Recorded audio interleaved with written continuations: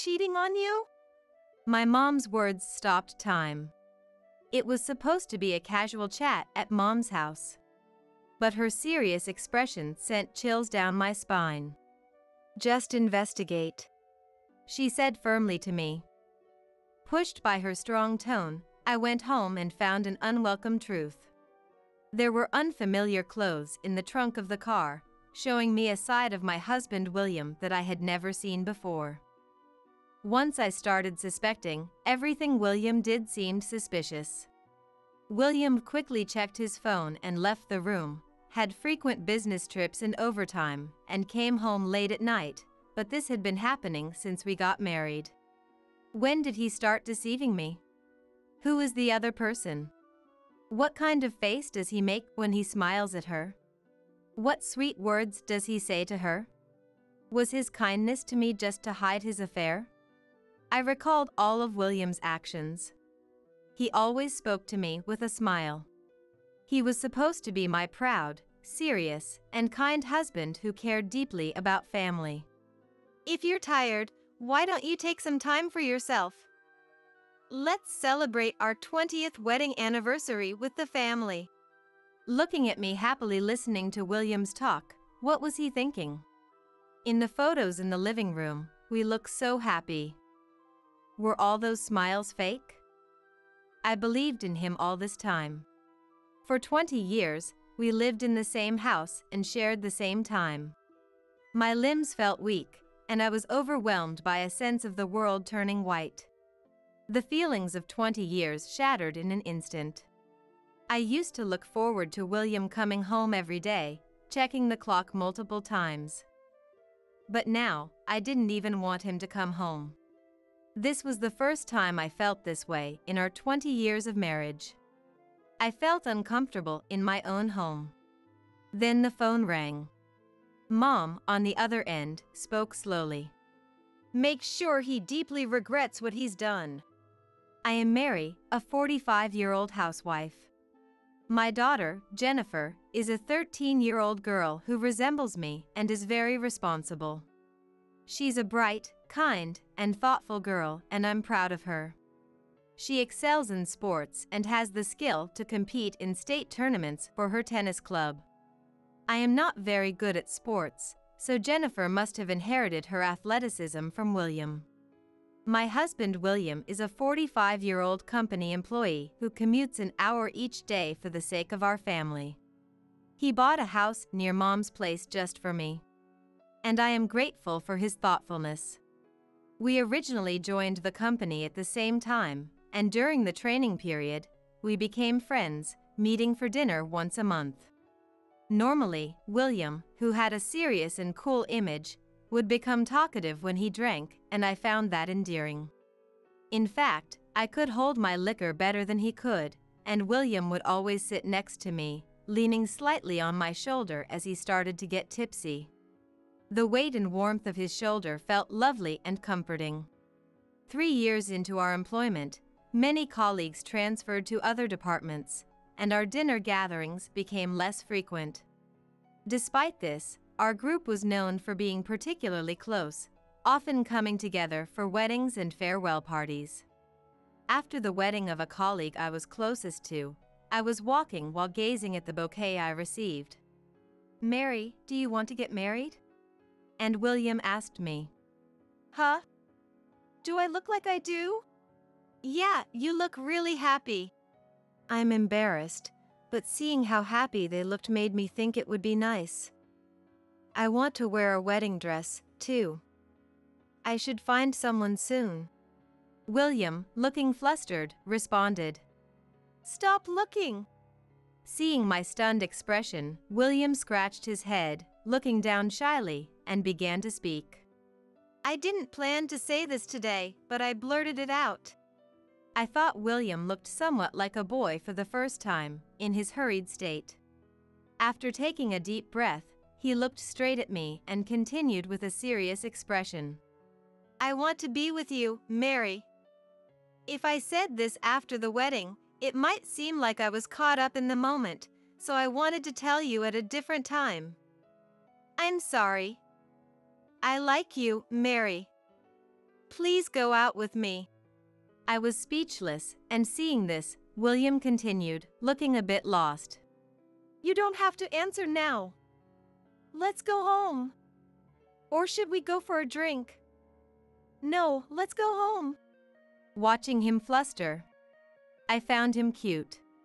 I felt a sense of fate when he confessed to me on the day I received the bouquet. Let's go home today, but since it's a special day, let's take a picture first. I said. Today? Yeah, today. We both smiled shyly at each other.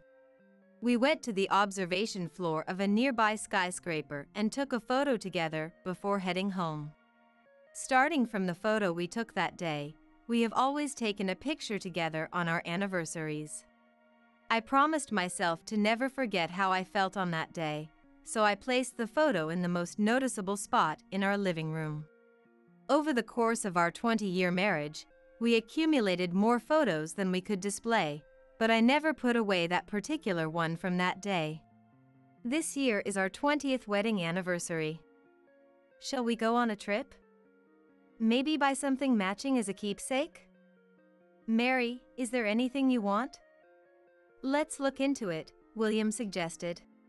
We have held on to the same feelings from that day, never forgetting them. After we got married, William told me, My ideal is to come home and have you welcome me. He encouraged me to become a housewife. When Jennifer was born and we started needing more money, I considered working again and discussed it with him. I'll work harder, so please stay at home to keep Jennifer from feeling lonely. He responded. True to his word, William's business trips and overtime increased after our marriage. William was always known for his dedication to work and had a reputation for being earnest within the company. Consequently, he often attended business dinners. Despite his busy schedule, he would take us to places Jennifer and I would enjoy on weekends.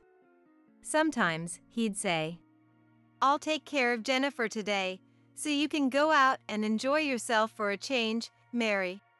He even made sure I had free time.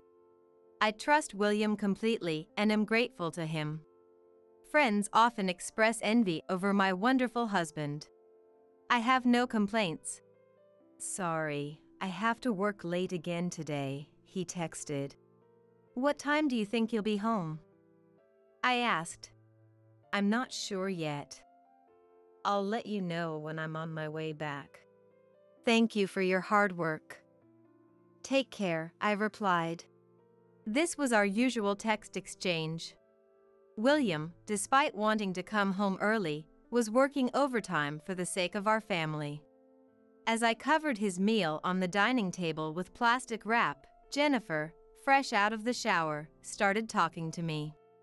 Is Dad working late again? Yes. It's tough for him, isn't it?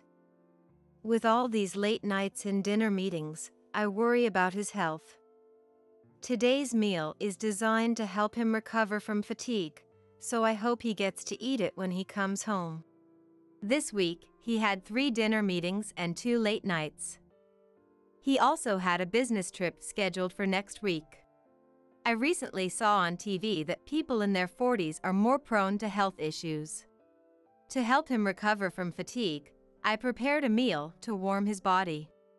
As I started ironing William's suit and shirt for the next day, Mom, can I talk to you? Jennifer spoke up. Next week, is Dad going on a business trip? Yes, he mentioned going out of town. If you want any souvenirs, just ask him. Okay. Jennifer's voice sounded unusually subdued. I wondered if something happened at school or if she needed more allowance. When I looked at her, her expression was serious. Do you think it's really a business trip? What was she talking about? Had she been watching too many dramas about infidelity? William and I never fought, so what could have prompted Jennifer to imagine such things? It was amusing to see her seriously entertain such thoughts. She's really growing up, I thought. I couldn't help but laugh. What kind of imagination do you have? Dad works so hard for our family. It's definitely just a business trip. Unlike me, Jennifer kept a straight face. It's not my imagination. The other day, I overheard Dad on the phone talking about which hotel he'd stay at, and he mentioned a woman named Linda. It sounded plausible, but lacked conviction. Was she trying to shock me? What are you talking about? Dad is hardly ever alone in this house. I'm always here.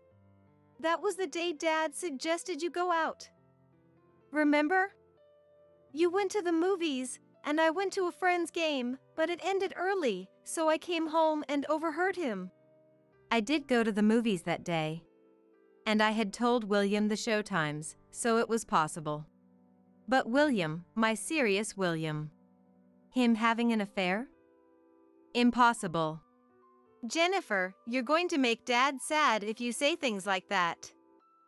He's doing his best for the family. He's going on the trip with James from work. You probably misheard the name. Jennifer looked dissatisfied with my dismissal and retreated to her room. This weekend, William and I were going to watch Jennifer's tennis match together. Seeing us getting along should clear up her suspicions. I decided not to tell William about Jennifer's doubts to avoid hurting his feelings. That night, William came home late. He had texted, "Don't wait up for me, you'll get sick." But I stayed up, worried. You're still up. I told you to sleep. But thank you for waiting, William said when he arrived. His gratitude reassured me that there was no affair. The next day, I went to visit Mom. Since getting married, I've made it a point to see her every Thursday. The main reason is to ensure Mom doesn't feel lonely living by herself, but in truth, as a housewife, spending time with Mom is my best form of relaxation. We usually chat about trivial things, and before I know it, it's time to go home and prepare dinner. Mom, guess what? Jennifer said she thinks Dad might be having an affair. I laughed as I brought up the topic. Mom is usually so calm and collected, so I expected her to laugh it off, saying, "William? No way." But to my surprise, she turned serious. What do you mean? Tell me everything. Seeing Mom's serious expression, I explained the details. I felt a pang of guilt because the reason Mom lives alone in our family home is due to my dad's affair and their subsequent divorce 20 years ago. Maybe I had brought up some painful memories for her. Even after 2 decades, it's still something that can stir her deeply. I remember how her heart seemed to shatter back then. She lost her appetite and kept losing weight. I worried she might be ill. I'm not sick, don't worry. I just want to lose some weight before your wedding, she'd say, always putting on a brave face, never crying or showing her sadness in front of me. My mom was strong. One day, with a look in her eyes I had never seen before, she said to me, I'm sorry, Mary. I can't stay with your dad any longer. She looked so resolute, like she had made up her mind to live on her own. I thought I could hold on until your wedding, but I just can't forgive your dad for his affair. I'm sorry. She must have struggled with the decision, not wanting to disrupt my wedding plans. The thought of her battling between the pain of staying with Dad and her desire to see me off without sadness breaks my heart. Don't worry about me, I managed to say, though I had so much more I wanted to express. I just couldn't find the right words. Mom only told me that Dad had an affair. She never went into details. After he left the house and the divorce was finalized, she cleared out the house, erasing any trace of him. Strangely, I felt more comfortable in the house without Dad around. Then Mom said something unexpected. Mary, I didn't want to tell you, but I've been suspecting William of having an affair for a while. His behavior reminds me of your father's. Her words left me speechless. When I visited your home, I saw William go back to get his wallet, saying he had brought the wrong one. Your father did the same thing, keeping a separate wallet for his meetings with the other woman. I couldn't help but worry. I knew William had 2 wallets. He said it was to keep his personal and business expenses separate. He used the one I gave him for personal use, so I was sure he couldn't be cheating on me. When I mentioned to William how tough it must be to go on long business trips, he said, "Next time, I'd like to take the family with me." If it were for work, sightseeing wouldn't be possible, so saying he wants to go privately next time would make sense. But Mary, your dad used to take us to the same places he went with his lover to make his stories align. I was supposed to laugh it off, but seeing the serious look on Mom's face made me suddenly anxious. But he is such a serious person. It felt like I was making excuses for myself. Does he leave his mobile phone lying around? Is it ever left in a place where you can see it without any care? Now that she mentioned it, I usually leave mine anywhere, but William always has his with him.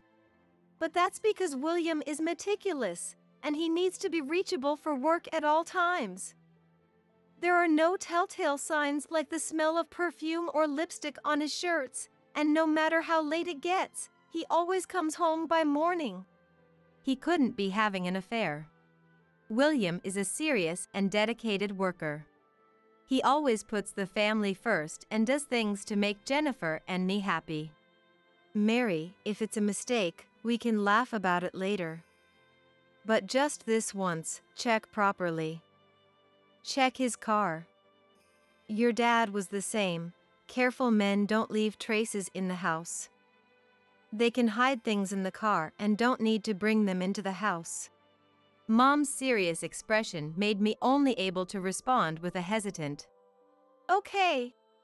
I offered to drive William to do some shopping for his business trip and said I would fill up the car with gas while he was shopping. I headed to the gas station, pretending to clean the car, and started searching it. I couldn't do this at home because the neighbors might see. Dashboard, nothing. Under the seats, nothing.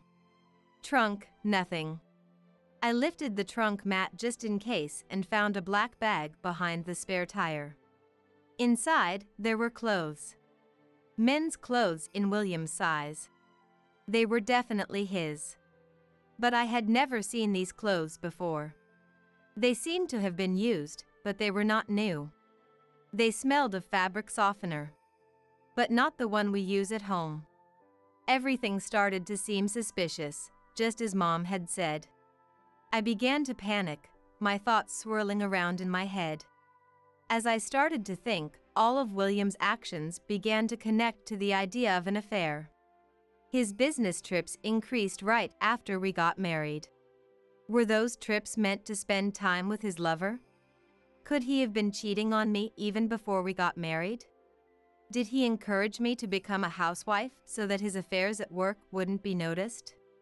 Was the time he gave me for myself, as Jennifer mentioned, actually for spending time with his lover? Were the various places he took us to, as Mom said, the same places he took his lover? The actions I had considered William's kindness now seemed to take on a more sinister meaning. We talked about celebrating our 20th anniversary. The thought that his heart was not in it made me feel as if a hole had been drilled in the middle of my chest, filling me with emptiness. I treasured the photos from the day he proposed to me, but now even those moments felt tainted. It was almost time to return to William, but I couldn't muster the strength to move. Just then, my phone rang.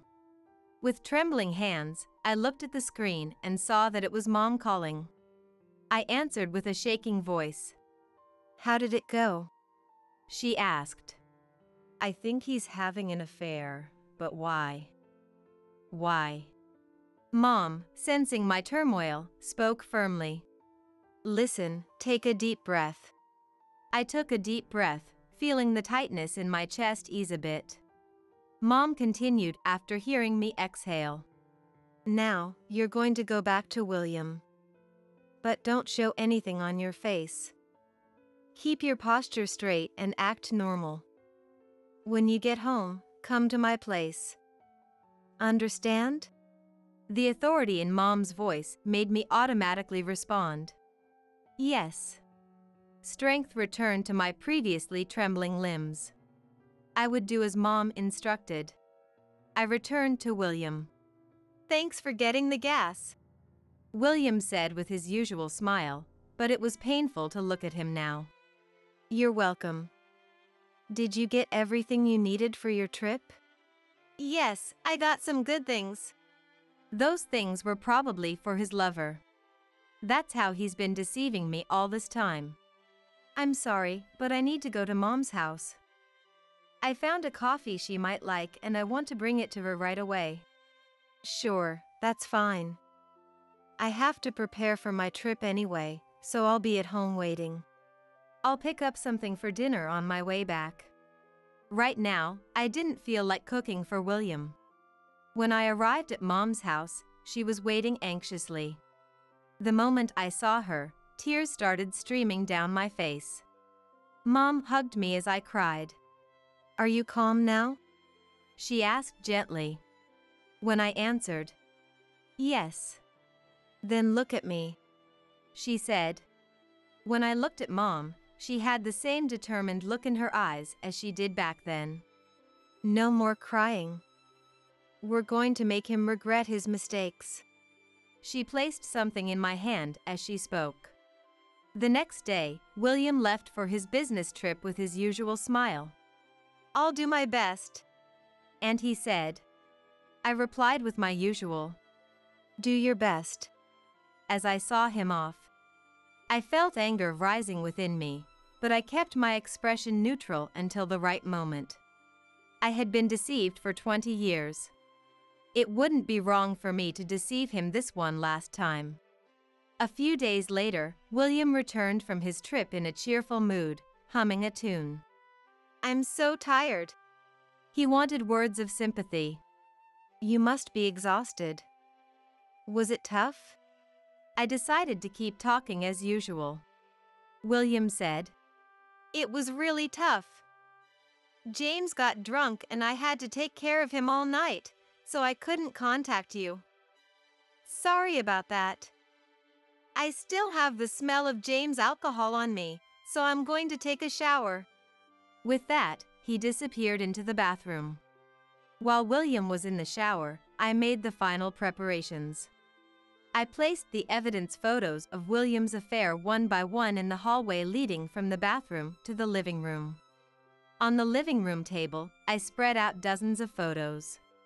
I heard the sound of William coming out of the bathroom. I sat in the living room, waiting for him. I could hear the sound of him picking up the photos as he approached. When William finally entered the living room, I spoke the words I had prepared. William, you're having an affair, aren't you? His face turned pale, and he was speechless. Didn't you hear me?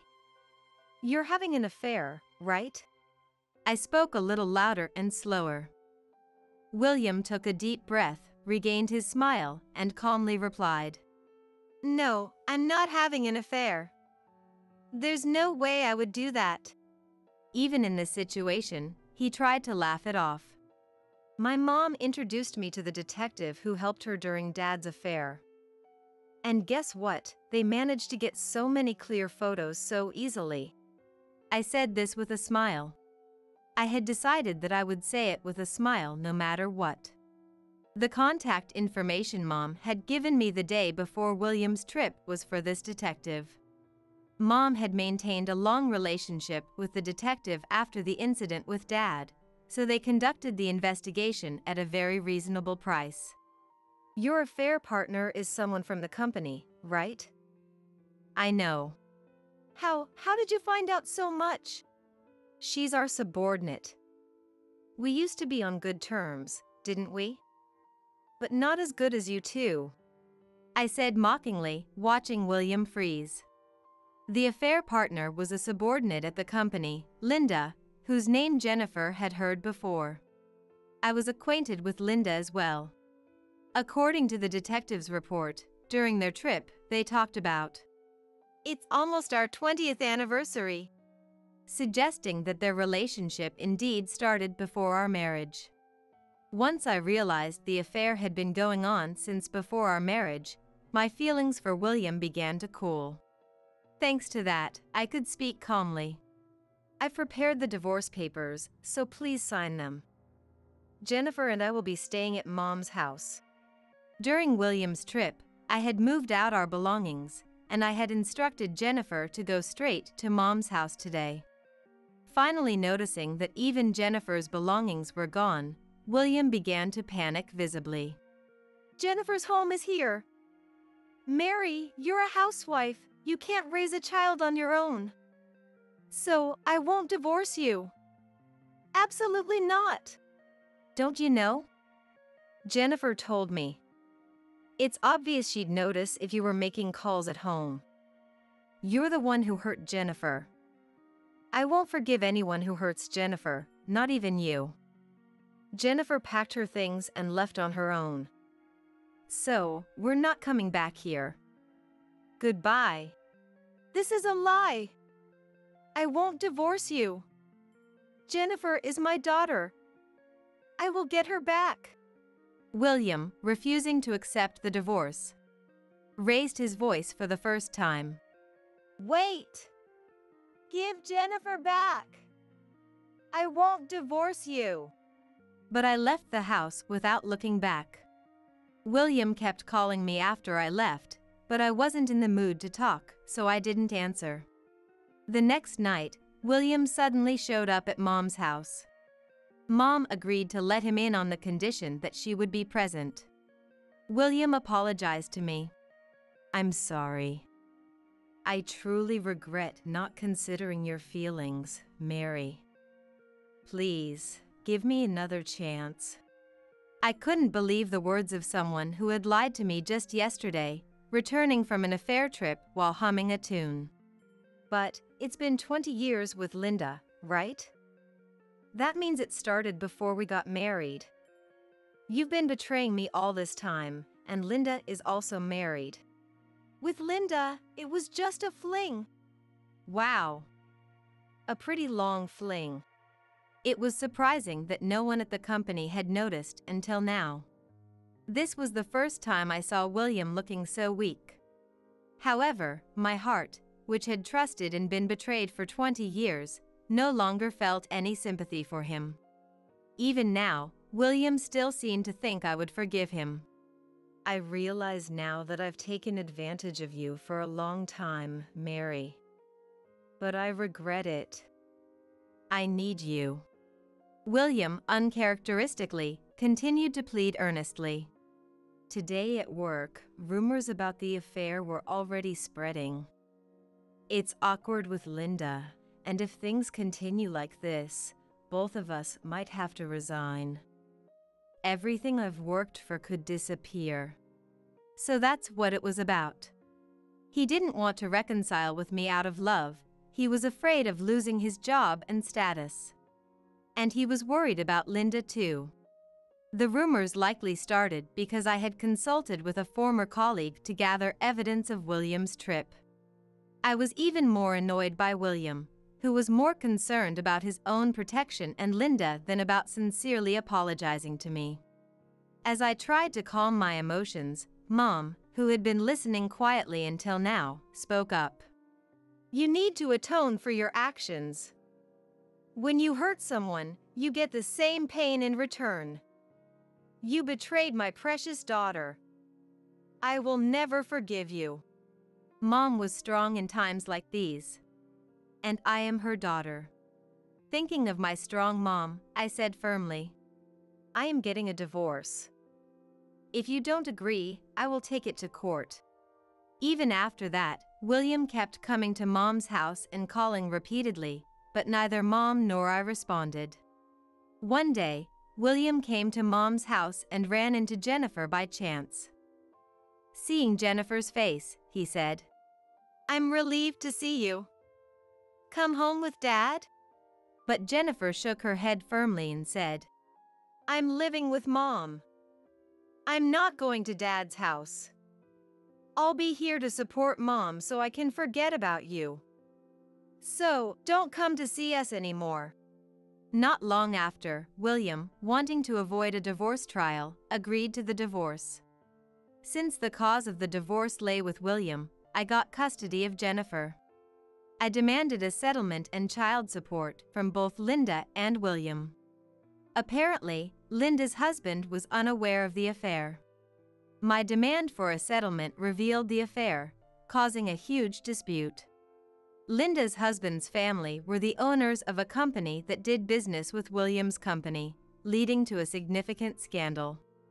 Like William, Linda pleaded not to be divorced, but her husband was horrified by the 20-year affair and divorced her. Linda's husband, like me, demanded a settlement from both Linda and William. The scandal affected the company's operations, making it difficult for both of them to stay, and they resigned voluntarily. After that, William and Linda, having no income and facing large financial demands, began to argue about money. Both ended up taking part-time jobs to repay their debts, leading to a difficult life. As their situation worsened, they fought more, ultimately blaming each other and eventually breaking up. As for me, being a housewife, I worried about finding a job, but thanks to an introduction from a supportive colleague, I secured a stable job. Now, I live with Mom and Jennifer at Mom's house. Jennifer, perhaps taking after my mom, has become dependable. Mom, let me help you, she says, doing housework or checking on me with. Mom, are you okay? From the moment she suspected William's affair, she had decided to stay with me if we divorced. When I told her about the divorce and when we started living with Mom, she showed no signs of shock. Instead, she looked relieved. Sometimes, she would say, I'm going out with Grandma, and come back with a cake they had picked out together. For Mother's Day, she prepared gifts for both me and Mom, showing what a kind daughter she is. Our life together, the three of us, passes by calmly and peacefully, and I am very happy. I can't take it anymore. Please, just let me quit, I confessed, feeling utterly cornered and desperate to express my emotions. The humiliating words that had been hurled at me kept echoing in my mind. Losers should just cry in the corner. A loser. Maybe that's exactly what I am. I'm completely useless. Even if I tried to raise my voice in protest, I knew that neither Luke nor Carrie would change their minds. Well then, I suppose I can allow you to stay at the company. It is a favor for Luke, after all, Carrie said condescendingly. Sorry, that's about all I can do for you. It doesn't seem like you and I can climb the corporate ladder together, Emma, Luke added, his words crushing me. Realizing that I had unknowingly relied too much on Luke, their joint declaration left me stunned and speechless. However, even in my current state, there were still people who saw my worth and appreciated me for who I am. Why don't you try applying to another company? What? I responded, taken aback by the idea. But they were right. I couldn't afford to wallow in self-pity forever. Carrie, who had always looked down on me as inferior. Luke, who believed that I couldn't succeed alongside him. I had to prove them both wrong. I refused to let things end this way. My name is Emma Brown, a 28-year-old ordinary company employee. When I first joined the company, I had originally hoped for a desk job. However, due to the company's needs, I was hired into the sales department instead. As someone who had always struggled with interpersonal interactions, working in sales was a constant challenge for me. Even now, just thinking about it makes me want to cry. You're so slow. Could you please stop dragging us down? Carrie Smith, my colleague who had joined the company at the same time, would often complain about me. Being the daughter of the executive director, her words carried a lot of weight in various ways. As a result, there were times when I found myself pushed to my limits, both mentally and physically. Nevertheless, I desperately tried my best to avoid getting fired. In the current economic downturn, I knew that once I lost my job, there was no guarantee of finding another one. Perhaps it was because I was always so occupied and had no room to breathe, but to be honest, I had no luck with romance until a few years ago. However, a change was about to come into my life. Emma, would you please go out with me? The man who confessed to me was named Luke Williams, a college at the company where I worked. After joining the company, I often found myself watching over his work as his senior. To be honest, he seemed quite reckless at first. Unlike me, who was inexperienced and afraid of sales, he boldly tried to deepen relationships with clients. Sometimes his approach would succeed, while other times it would only serve to make the other party uncomfortable. Together, we accumulated experience working on various cases, leading us to where we are today. Initially, we had a senior-junior dynamic, but before we knew it, we had become colleagues who supported each other at work. By the time I realized it, he had become one of the top performers in our department, and we had developed a relationship where we could complement each other's weaknesses. I suppose he must have strongly felt the same way, which is why he decided to confess to me. I thought that if it's with you, Emma, we could continue to help each other and climb the corporate ladder together, he said, echoing my own feelings. Hearing those words that perfectly captured what I had been sensing, I accepted his confession. And so, our relationship began and progressed smoothly. Although we had some minor differences in values, we never had any major fights, and I believe we were able to nurture feelings of mutual affection. For someone like me who tends to be a bit hesitant, having Luke by my side to guide me was reassuring. Luke is a person with strong ambitions and no intention of staying in his current position. That's why the marriage proposal also came from Luke. Emma, I want you to spend the rest of your life with me, he declared firmly and powerfully, which made me incredibly happy. Of course, I gladly accepted, but all I could do was nod with tears in my eyes. Even now, remembering that moment makes me embarrassed. And so, we decided to get married and started making preparations, taking our time. I believed that we would get married without any issues and live happily ever after. However, things didn't turn out that way. It happened one day, about a month before our wedding. Wow, we finished early today, I mused as the day's sales ended much earlier than scheduled. The biggest reason was that one of our clients had postponed their appointment, but everything else had also gone smoothly without any particular problems. When I checked with my boss about what I should do, "You can go straight home, it's fine. You've been busy lately, haven't you?" he replied. Our manager, Jimmy Johnson, is an amazing person. Not only is he great at his job, but he also takes the time to look out for each and every one of us individually. If I remember correctly, he's only about 3 years older than me. Yet, his abilities as a working professional are so far beyond mine that I have always looked up to him. It's just like you, Emma, to try and get as much work done as possible before your wedding.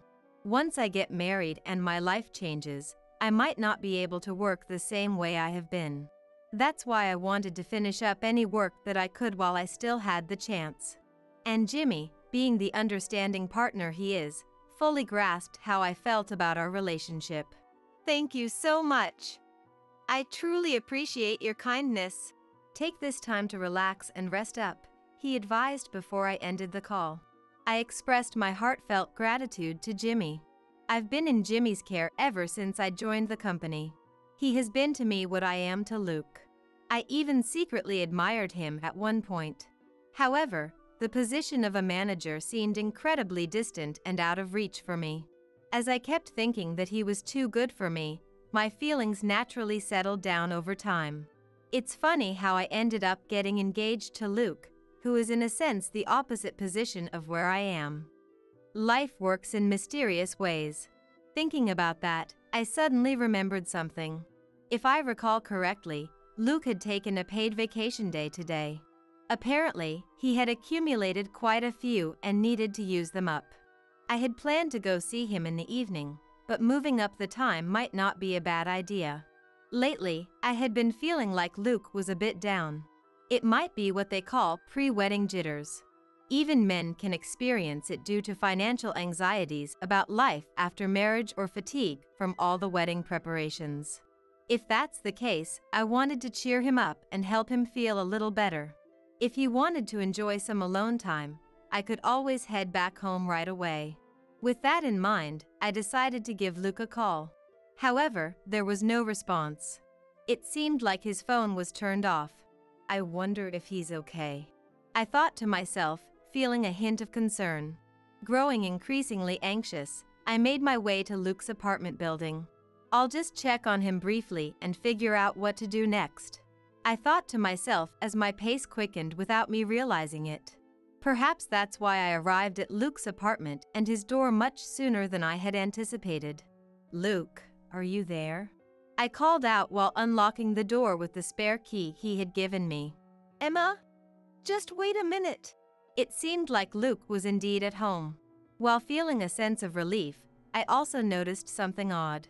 It wasn't just that Luke's voice sounded flustered upon realizing I had come over. There was something else that bothered me even more: the shoes placed at the entrance. In addition to Luke's familiar shoes, there was a pair of women's shoes. I had a feeling I recognized those shoes from somewhere. As that sense of déjà vu turned into a growing unease, I couldn't control my emotions. Ignoring Luke's attempts to stop me, I made my way inside his apartment. "Why?" The scene that unfolded before me was beyond belief. He was standing up from the couch, perhaps trying to stop me from entering. And there was Carrie Smith, clinging onto him as if to hold him back. Both of them were halfway undressed. In that situation, rather than sensing any rejection from Luke towards Carrie's embrace, I strongly felt his urgency to do something about me first. Seeing Luke's expression, I instinctively knew that what was happening here wasn't just two coworkers from the same company meeting up. It was a secret rendezvous between Luke and Carrie as a couple. "Why? Why is this happening?" I stammered in disbelief. "Well, it's..." Luke mumbled, looking somewhat guilty. "It's not his fault at all. It's yours," she declared without a shred of remorse. Stunned by her audacity, I stood there in shock as she continued boldly. "You're getting married next month, and yet you can't even keep one man to yourself. How undesirable can you be?" She smirked at me condescendingly. What was so funny about this situation? Wasn't it far more absurd for someone to try and steal another person's fiancé right before their wedding? Losing all reason, I took a step towards her without thinking deeply about my actions. Did I want to grab her by the collar? Or did I want to do something else entirely? I wasn't sure myself. However, I was stopped from doing anything by none other than Luke himself. Instead of siding with me, his fiancée, Luke chose to protect her. At that moment, I fully understood that his heart was no longer with me, but with Carrie. "This is awful, just awful," I cried out. Confronted with the undeniable proof of their relationship, all I could do was turn my back and run away. I heard someone's voice calling out from behind me, but I was in no state of mind to listen to it till the end. I let my emotions guide my feet, and before I knew it, I had returned to my own home. I was so distraught that I couldn't even remember how I got back. At some point, my surroundings had turned pitch black. The screen of my discarded smartphone lit up every time a call or message came in. But I couldn't bring myself to respond. I spent the entire night like that. What should I do about work? I wondered as I realized it was early morning. I knew I wasn't in any mental state to go to the office. Even if I did go, I would only cause worry and inconvenience for those around me. The right thing to do would be to confront Luke and Carrie and uncover the whole truth. But I was too scared to do even that. I feared that everything I had built up until now would crumble apart. And so, I contacted my manager and informed him that I would be taking the day off. The rest of the day passed by with me doing almost nothing at all. The following morning, I had somehow managed to regain enough composure to face the day. However, I still couldn't bring myself to check the messages that were undoubtedly from Luke on my smartphone. I honestly had no idea what would happen when I saw him at the office. But I couldn't cause any more trouble for the company. With that thought in mind, I dragged myself to work. However, what awaited me there was a situation I could never have anticipated. Good morning, everyone. I apologize for my absence yesterday. I greeted my colleagues as I entered my workspace. But instead of returning my greeting, they all gave me indescribable looks and whispered among themselves. Well, I trailed off awkwardly. no one here wants to talk to you. Can't you read the room? The only person who spoke to me was Carrie, the last person I wanted to exchange words with right now. I turned to face her, desperately trying to control my trembling body. What do you mean? I asked, my voice unsteady. You've been acting all high and mighty as a senior for so long, restraining a capable employee like Luke. You're just a piece of trash, aren't you? Carrie accused me harshly. I'm trash? And Luke? From her perspective, it probably wasn't strange to call Luke by his first name so casually. However, everyone here knew about our engagement. In fact, they were even invited to our wedding. Naturally, her words shouldn't have been accepted so easily. That's what I thought, but no one around us objected to her statement. Luke, why aren't you saying anything? I called out to Luke, who had already arrived at work and was sitting in front of his desk. It was probably true that he had cheated on me with Carrie. Even so, I wanted him to at least not deny everything we had been through together. But Luke remained seated, looking distressed and unwilling to speak up. As if to add insult to injury, Carrie continued her verbal assault. You've always been forcing him to do all sorts of things, haven't you? You're truly the worst. She laughed gleefully, taking obvious pleasure in my misery. Even if I were the trash she claimed me to be, if she truly cared about Luke, she wouldn't be making such an expression. She should be burning with anger towards me for restraining him. But that wasn't the case.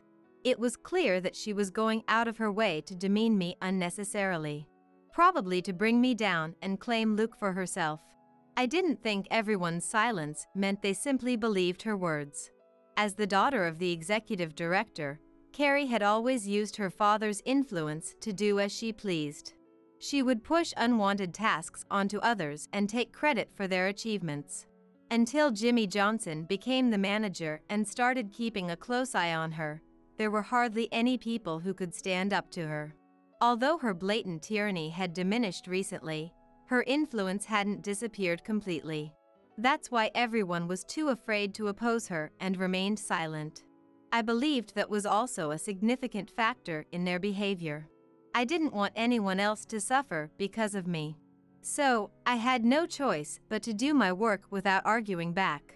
I knew I'd find you here, Emma. During lunchtime, I had escaped from the uncomfortable atmosphere and was on the rooftop of the office building when Luke approached me. He was the only one who knew that I would come here to look at the town and sky whenever I felt down, so it wasn't surprising that he found me. The problem was that once again, Carrie was standing right beside him. She had shamelessly intruded on a secret that belonged only to Luke and me. And Luke said nothing about it. Amid the surging desire to scream inside, Carrie declared, What's with that tragic heroine face? Isn't it all your own fault? My fault? I muttered in disbelief, taken aback by her unexpected words. You've always acted so serious and hardworking since way back. Because you, my colleague, were like that, I had no choice but to feel pressured not to slack off, she ranted, her voice dripping with venom. What? I could barely process her accusations, my mind reeling from the shock. I could barely process her accusations, my mind reeling from the shock. So even though I harassed you constantly, you, the shameless and brazen one, never quit. It was truly appalling, she continued, her words cutting deep into my heart. I had always thought her behavior was just complaining. To think it was actually harassment all along. If I'm being honest, I had considered that possibility, but hearing it directly from her mouth was a devastating blow. That's... I trailed off, at a loss for words.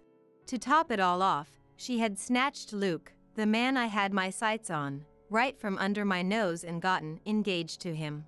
As I stood there, unable to respond to her string of self-centered remarks, she made no effort to hide the ugly distortion of her face. I couldn't stand it anymore. I decided to put you, the eyesore, in your place. Occasionally laughing through her nose, she continued to expose her ill intentions. I actually wanted to break you two up right before the wedding, but, well, I suppose it's good that I saved myself the trouble. That's just... I stammered, struggling to form a coherent response. Let me make this clear, he is on my side, she declared triumphantly, her eyes gleaming with a wicked satisfaction. Even though my mind had already grasped the nature of Luke and Carrie's relationship, I found myself desperately turning my gaze towards Luke, clinging to some faint hope. However, that hope was swiftly betrayed by none other than Luke himself. I'm sorry, Emma. I want to climb the corporate ladder faster, he admitted, his words a dagger to my heart. With his confession, I understood. Luke had prioritized his own desires and ambitions over me. And my suspicion was correct. If I date Carrie, I can get promoted. That's what it comes down to. Luke confirmed, acknowledging that he had taken Carrie's bait when she dangled her influence as the executive director's daughter in front of him. She had promised to ask her father for his promotion if he chose her over me. You're not a good match for him. I, who was always meant to be at the top and pull him up, am the one who's truly suited for him, Carrie declared, her words dripping with condescension. Perhaps she was right. I had simply been dragged along by him, relying on his existence and taking it for granted. Maybe I hadn't genuinely tried to understand how he felt about that. So, with that being said, losers should just cry in the corner, Carrie sneered, her lips curling into a cruel smile. A loser. Maybe that's exactly what I am.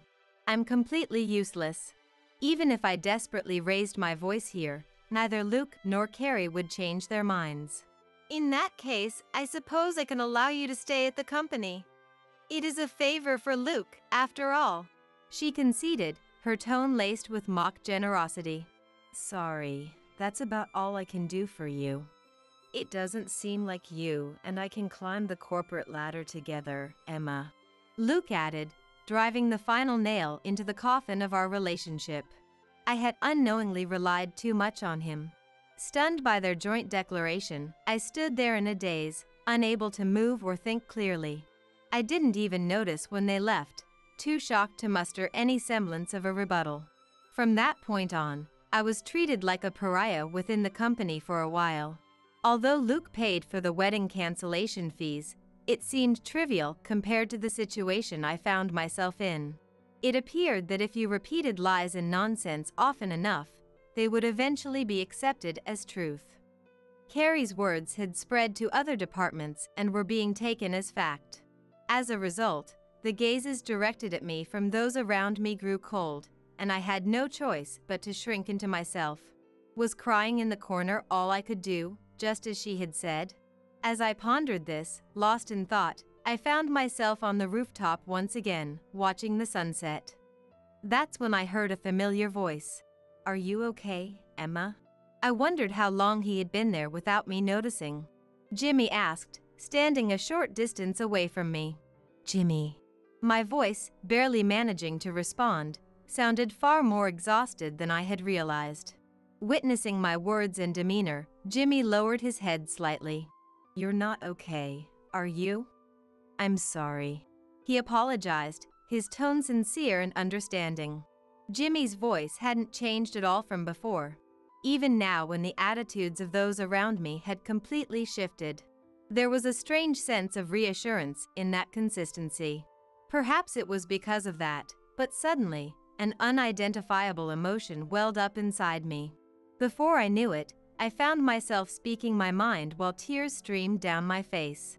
I can't take it anymore, Please, just let me quit. I pleaded, my voice breaking with desperation. I had thought I could endure it. I had wanted to keep trying. But I had reached my limit. I couldn't stay here any longer. In response to my heartfelt words, Jimmy replied in a gentle voice, "If that's what you want, Emma, I have no right to say otherwise. But before that, I'd like to make one suggestion, if you'll allow me." "What is it?" I asked, curiosity piqued despite my emotional state. "Why don't you try applying to another company?" he proposed, his words catching me off guard. "What?" I blurted out, my eyes widening in surprise at the sudden suggestion. With his expression and voice remaining calm, Jimmy continued, "Actually, I've been approached about it for a while now." According to Jimmy, our parent company was apparently launching a new business venture. They were searching for talented individuals from each of their group companies to join the new department. Jimmy was one of those chosen, and he had been granted permission to select someone he thought was a perfect fit to transfer with him. "If I had to choose someone, Emma, it would be you. There's no one else. That's what I believe," he stated, his words filled with conviction. "Why me?" I asked, confusion evident in my voice. If anyone was considered a promising candidate in our company, it would be Luke. That's what I thought as I posed the question. "Starting something new requires a lot of new methodologies. But that alone isn't enough," Jimmy replied, catching me off guard with his unexpected response. "To accomplish something extraordinary, a solid foundation is also important, don't you think?" he continued, his words resonating with me. I nodded in agreement, acknowledging the truth in his statement. Seeing my reaction, Jimmy nodded back with a satisfied expression before continuing. "In that regard, with your diligence and perseverance, I believe you can build that foundation." "That's what I think," he asserted, his confidence in me unwavering. "Do you really think so?" I asked, doubt creeping into my voice. "Absolutely," Jimmy affirmed, nodding firmly. But I couldn't bring myself to believe it so easily. "I don't think I can," I admitted, my insecurities laid bare. "But I believe you can," Jimmy countered, his faith in me unwavering. I wondered what basis Jimmy had for his belief. Driven by anxiety and skepticism, I asked once more, "Why do you believe in me?" "Because even when you're not in your desired department, you don't let it get to you. You face your work head-on with dedication and sincerity," he explained, his eyes reflecting nothing but honesty. At first, I thought he might be saying this out of consideration for my situation, but that wasn't the case. While that might be a factor, it didn't seem to be his primary reason. My manager was genuinely appreciating my abilities and inviting me based on that. Realizing this, I found myself trembling with a joy I hadn't felt in a long time. "Emma, I'm sorry," Jimmy said, bowing his head deeply in apology. "What? What's gotten into you all of a sudden?" I asked, taken aback by his unexpected gesture. "I've been making various arrangements to facilitate your transfer, and because of that, I wasn't able to properly help you out," he explained, his voice tinged with regret. Come to think of it, I hadn't seen much of Jimmy since the day I returned to work after learning about Luke's infidelity. Looking back on it now, he was probably busy identifying the next candidate for the manager position. To be honest, I had wondered why he wasn't there for me during such a difficult time. But seeing him express remorse now, any trivial grudges I held seemed to vanish into thin air.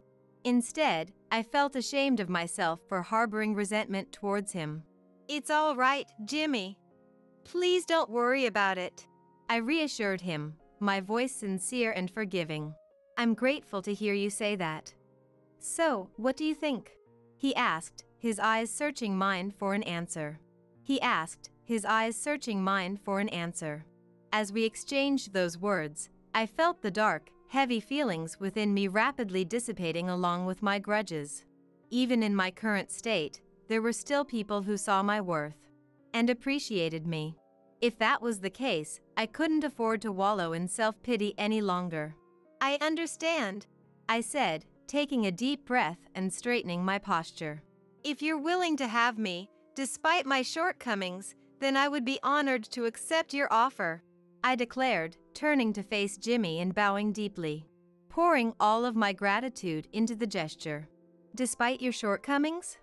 Nonsense, he exclaimed, a delighted smile spreading across his face in response to my answer. As I said before, it has to be you, he reiterated, his conviction unwavering. It has to be me, I repeated, a hint of disbelief in my voice. Yes. That's why you need to have more confidence in yourself. You're far more amazing than you give yourself credit for, Jimmy asserted, his words striking a chord deep within me. His encouragement stirred something in the depths of my heart, urging me to break free from my current state. Carrie, who had looked down on me as inferior. Luke, who believed that I couldn't succeed alongside him. I had to prove them both wrong. I refused to let things end this way. Thanks to Jimmy, the smoldering embers within me were now burning brightly, ready to ignite into a roaring flame. Riding on the momentum of those feelings, I found myself heading to a particular place after work. A place I had actively avoided until now. But I wouldn't run away anymore. With that resolve in my heart, I moved forward. Emma? What brings you here? It was Luke's apartment. He was surprised by my unexpected visit. Come to think of it, I had forgotten to inform him beforehand. Of course, that wasn't the only reason for his surprise. After being so harshly rejected, the fact that I had gone out of my way to see him again was likely enough to catch him off guard. I'm sorry. I should have contacted you in advance. I apologized, my voice steady and composed. That's not a problem, but... Luke's voice still trembled slightly. It was only natural, considering I hadn't completely moved on in the truest sense. Well, if it isn't the loser. Carrie emerged from the depths of the apartment, her voice dripping with disdain. What business could you possibly have here? Did you come to apologize for causing trouble? She taunted, her words brimming with confidence and a clear provocation.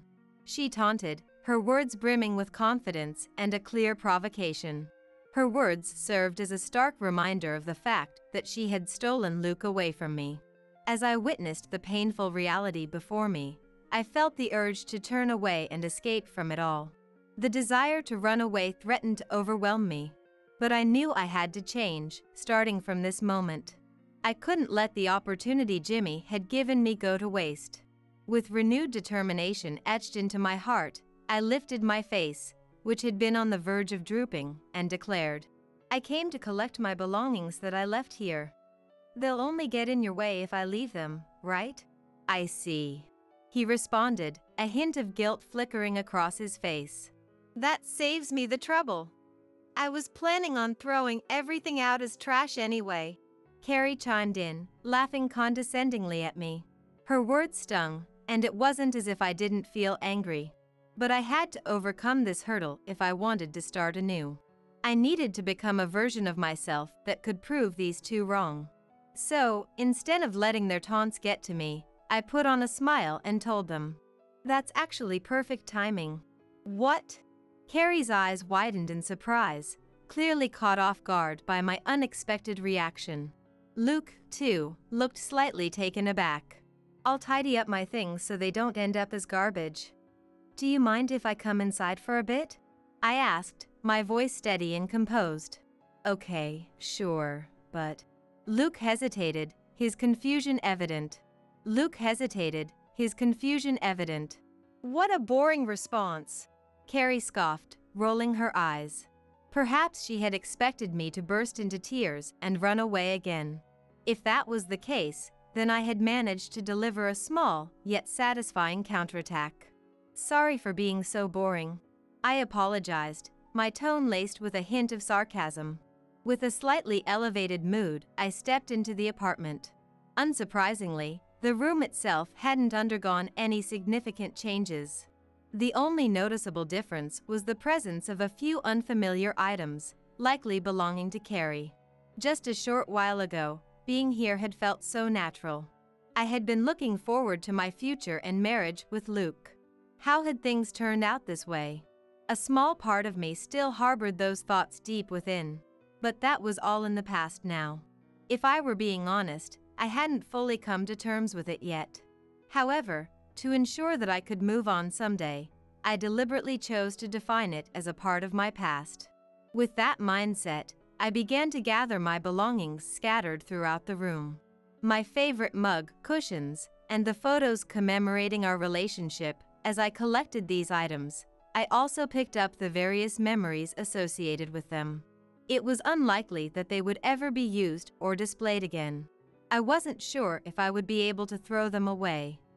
Perhaps I would end up stuffing them all into a cardboard box and sealing them away. In hindsight, it might have been less troublesome to let them dispose of everything. Nevertheless, this was something I needed to do. To draw a line under my memories with him, using my own hands. And to declare war on Carrie and Luke. Well then, sorry for the disturbance, I said, my voice firm and unwavering. I had procured a reasonably sized cardboard box from a supermarket along the way. The memories of Luke and I fit neatly inside, taking up only a portion of the space. I had worried that they might not even fit into a single box, so the realization left me feeling a bit deflated. You were such an eyesore. Don't ever come back here again, Carrie spat, her condescending gaze unchanged. But I had no intention of losing to her anymore. Meeting her gaze directly, I declared, "Don't worry. I won't ever come back." Keep putting on a brave face, if that makes you feel better, Carrie retorted, seemingly taken aback by my unwavering eye contact. The fact that she was getting flustered over something so trivial struck me as somewhat amusing. What's so funny? She demanded, her voice laced with irritation. She demanded, her voice laced with irritation. It's nothing important, don't worry about it. I replied dismissively. In reality, the things I had been so afraid of turned out to be far less significant than I had imagined. By facing them head-on, I had come to that realization. Mustering up the courage to come here had been the right decision. Luke looked as if he wanted to say something, but I turned on my heel and started walking away. Carrie seemed to be making a fuss behind me, but I no longer registered her noise. At that moment, I felt a sense of refreshing lightness, as if I could walk anywhere without a care in the world. With a renewed spirit, I embarked on my new duties in a new environment alongside Jimmy. During this transition, I made a complete shift from sales to an administrative role, which had been my original preference when I first joined the company. To be precise, it was a combination of mainly administrative work with some sales responsibilities. This decision had been Jimmy's call, and it proved to be a resounding success. This is something only you can do, Emma. I'm counting on you, he had said, placing his trust in me. Yes, I'll give it my best shot, I replied enthusiastically. Having spent years working in sales, a role I was never quite comfortable with, I had gained unique insights. As a result, I became a bridge between the sales and administrative departments, often rushing between the two as a pinch hitter when needed. The new work style that Jimmy had envisioned for me was a perfect match, both for myself and for the workplace as a whole. It streamlined the overall operation of the office, and the business took off smoothly. To be honest, I had always struggled with self-confidence. But achieving great success alongside him had erased those doubts. I was filled with nothing but gratitude. Of course, not everything was sunshine and rainbows. There were plenty of challenges and unpleasant experiences along the way. However, compared to the betrayal of my fiancé and the mistreatment from my colleagues, those hurdles seemed insignificant. Having overcome that pain, there was nothing I couldn't conquer. That confidence surged within me. As I navigated various obstacles, I gained the trust and admiration of many people who believed in me. You're really something, Emma. We can pretty much leave everything in your hands and know it'll be fine. Jimmy would often say, his voice filled with admiration. I appreciate your trust, but Jimmy and everyone else, please make sure to do your own work properly, okay? I would tease, a playful warning in my tone. Those were words I could never have uttered back when I lacked self-confidence. It was a joke I couldn't have made without the strength to trust others. During breaks between work, I would share laughter with him and my colleagues over such small exchanges. It was precisely because we had a relationship where we could create a warm atmosphere that we could also openly express our opinions without hesitation when the need arose. Those were fulfilling days, filled with a combination of purpose and enjoyment that I could never have imagined in my previous workplace. I was truly grateful for accepting his invitation that day. It was because I had found the courage to take that step forward that I was able to make such significant progress.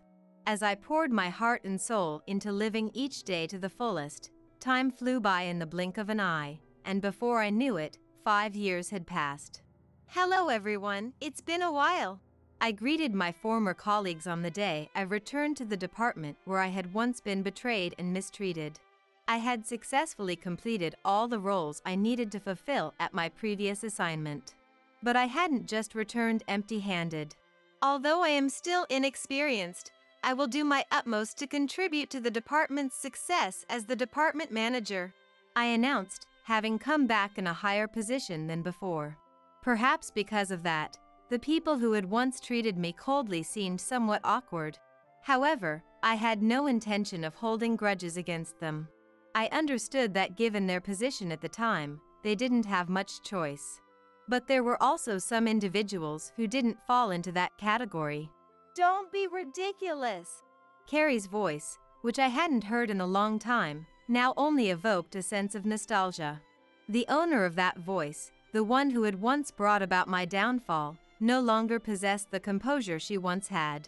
Luke, standing beside her, had also lost some weight and seemed to lack his former vigor. It was understandable, considering the difficult position they found themselves in after Jimmy and I had been transferred. The person Jimmy had chosen as his successor was, much like himself, a principled individual. As a result, they were strict with Carrie and the others who tried to flaunt their status as the executive director's daughter. Apparently, she still attempted to wield her authority. But it was to no avail, as the new manager turned out to be a distant relative of the company president. Jimmy had likely chosen his successor with this in mind, anticipating such a situation. Consequently, they were no longer able to get away with the selfish behavior they had previously pushed through. The lies they told using their influence were no longer effective, and they were met with cold treatment and isolation from those who had been outraged by their actions towards me. As a result, both Luke and Carrie remained ordinary employees, far from the path of promotion. It was no wonder they were displeased by my return, having been promoted myself. I had expected them to lash out at me. As if I would ever work under a piece of trash like you. Right, everyone? Carrie exclaimed, making exaggerated gestures as she appealed to those around her. However, she was met with nothing but cold stares from her colleagues. Did she not realize how drastically the situation had changed from before? Even if she did, given her current circumstances, it was likely a reflection of her true feelings. She couldn't bear the thought of being subordinate to someone she had once considered beneath her. That was probably the sole reason behind her outburst. But such selfish behavior had no place in the professional world. Your personal opinion is irrelevant, I stated calmly. Excuse me? Carrie's voice rose to a shrill pitch. I responded in a matter-of-fact tone. My appointment as department manager is based on an official order. If you cannot accept that, I suggest you resign. My perfectly reasonable words were met with silence from Carrie, but then Luke spoke up. Emma, let's start over. His words were completely out of context and hardly appropriate for a workplace setting, earning him stunned and exasperated looks from those around us. Luke must have been aware of this, which could only mean that he was so desperate that he couldn't help but say it. For someone as ambitious as Luke, his current situation must have been utterly humiliating. With you, I can. His desperation was palpable, but it wasn't the right time or place for such a conversation. If anything, it was something he should have said long ago. I couldn't help but think that way upon hearing his words. But now, they held no meaning whatsoever. They were nothing more than a private conversation, so I cut him off mercilessly. Excuse me, but please refrain from personal conversations. We are in the middle of a morning assembly. I reminded him sternly. But he struggled to find the right words, desperately trying to hold on to something. To put an end to his attempts, I stated the truth. Moreover, I am already engaged, so I cannot fulfill your expectations, I declared, my voice unwavering. No way! Both Carrie and Luke were left speechless, their expressions dumbfounded. I proceeded to deliver my final demand to them in a businesslike manner. Carrie Smith and Luke Johnson, you will receive the appropriate orders in due course. What? What do you mean? Until then, I expect you to fulfill your duties as employees in a manner that does not bring shame to the company. Now then, everyone, let's do our best today, I concluded, my tone firm and resolute. Immediately after, the two of them seemed to cry out in protest, but their voices were drowned out by the applause that erupted as soon as I made my announcement. Witnessing this scene unfold before their eyes, they were rendered speechless, unable to do anything but stand there with stunned expressions on their faces. A few days later, it came to light that Carrie's father, the executive director, had been embezzling company funds and harassing employees for decades. He was promptly fired. At the same time, the various problematic behaviors, acts of harassment, and theft of credit that Carrie had been engaging in, simply because she was the executive director's daughter, were also exposed. Among these revelations were the preferential treatment she had given to Luke and the misuse of company funds by the two of them. As a result of these compounded offenses, both of them were naturally terminated from the company. But that's not the end of the story. It was also discovered that Luke, in his haste to climb the corporate ladder, had been using forceful tactics with clients, resulting in complaints. However, the executive director had been covering up these incidents. He probably intended it as a gift to his daughter's favorite and his future son-in-law. But the price they paid for their actions was steep. The company viewed these acts as unforgivable behaviors that damaged their social credibility and decided to sue the three individuals involved. The verdict has not been reached yet, but with ample evidence and testimonies, Carrie and the others' defeat is practically certain. In addition to paying a hefty sum in damages, the three of them will likely face significant challenges in finding new employment in the future. Perhaps it was due to the immense psychological toll they endured, but when I saw Carrie and Luke at the trial, they looked utterly worn out, a far cry from their appearance 5 years ago. I don't know what will become of them, and frankly, I no longer care. I can only hope that they will lead their lives in a way that doesn't cause trouble for anyone else. As for me, I got married before their trial even began. My husband is Jimmy. He is now the general manager at the company where I was previously assigned, having chosen to stay there. Through the ups and downs we experienced together during my time there, I remembered how I had once been attracted to him. And I realized that, unlike back then, he was no longer an unreachable presence in my life. Will you marry me? I mustered up the courage to propose to him. Jimmy said yes without hesitation, but then he gave me a complex expression that was a mix of embarrassment and slight dismay. I feel kind of bad about this, he admitted, his voice tinged with a hint of awkwardness. What's wrong? I asked, puzzled by his reaction. I feel kind of bad about this.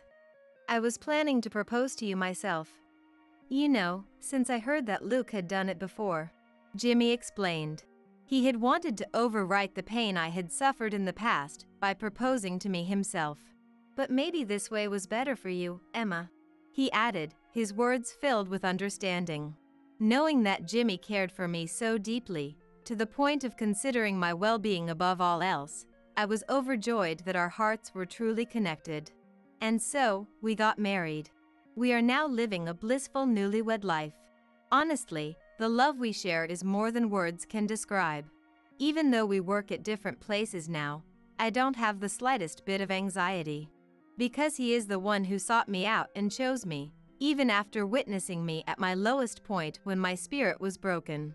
I reaffirmed my determination to strive every day to be the best version of myself, worthy of such a wonderful husband. Grandma, this is Mia. Kevin's girlfriend, Mia, seemingly quiet woman with fair skin, greeted us with a nervous smile. I quickly ushered them inside the house. It was for a meet and greet that Kevin had brought her over, and my daughter-in-law, Chloe, was in good spirits, eagerly asking how the two had met. Evelyn, hurry up and serve them some coffee. Chloe's mood had soured just minutes earlier. The reason was Kevin had first told his parents that Mia was pregnant. I was so shocked I lost my voice. Chloe showed some discomfort at the fact they were having a shotgun wedding. We're serious about making this work. We know we're young, but please, allow us to marry. Both were sincerely asking for their parents' permission to marry. As a grandmother, I realized it was not my place to comment and silently watched, moved by their demeanor. However, Chloe made a visibly displeased face and waved her hand in front of her own face. A shotgun wedding is so tacky. Just because you're pregnant doesn't mean you have to marry, right? Isn't that right, Evelyn? Suddenly turned to me. What? I let out, as Chloe directed a sardonic smile my way. Yes, it's true. Just because there's a baby on the way doesn't necessarily mean marriage is a must. Kevin looked momentarily saddened. I had anticipated such a reaction. But you two are choosing to move forward because of this baby. Whatever the case, it's something Kevin and Mia have decided together. No one else has the right to object. Maybe what we can do, Chloe, is to support them, don't you think? Chloe downed her mug of coffee in one go. Evelyn, get me a refill, please. She handed it over, then crossed her arms and sighed. Well, opposing it is futile anyway. So, when are you planning the wedding? What? Oh, considering Mia's condition, we'd like to do it sooner rather than later. So, this means we're finally getting a break from parenting. Chloe said reflectively, then turned towards me in the kitchen. Now that we're going to be living as a family, we won't be needing a housekeeper anymore. Can you leave? What? The sudden words from Chloe took everyone by surprise. My son Charles, Kevin, and Mia were all left speechless. What am I supposed to do now? My name is Evelyn. I'm a 70-year-old grandmother. I live with my only son Charles, his wife Chloe, and their family in a 2-generation home. Though it may seem happy from the outside, I've felt somewhat downcast since losing my husband a few years ago. Chloe, my son's wife, is outspoken and tends to say whatever comes to her mind, and while we're not on bad terms, I've felt her using me for convenience. When Chloe goes out with friends, she takes for granted that I'll do the household chores and even asks me to drive her to the station. Chloe seems to think living together in a 2-generation home is her way of showing filial piety. Contrary to my wish for a quiet life after my husband's death, I find myself entangled in a complicated situation. Come on, get up already. From the bedroom of my son and his wife, Chloe's almost shrieking voice can be heard. Ah, she seems to be in a bad mood again.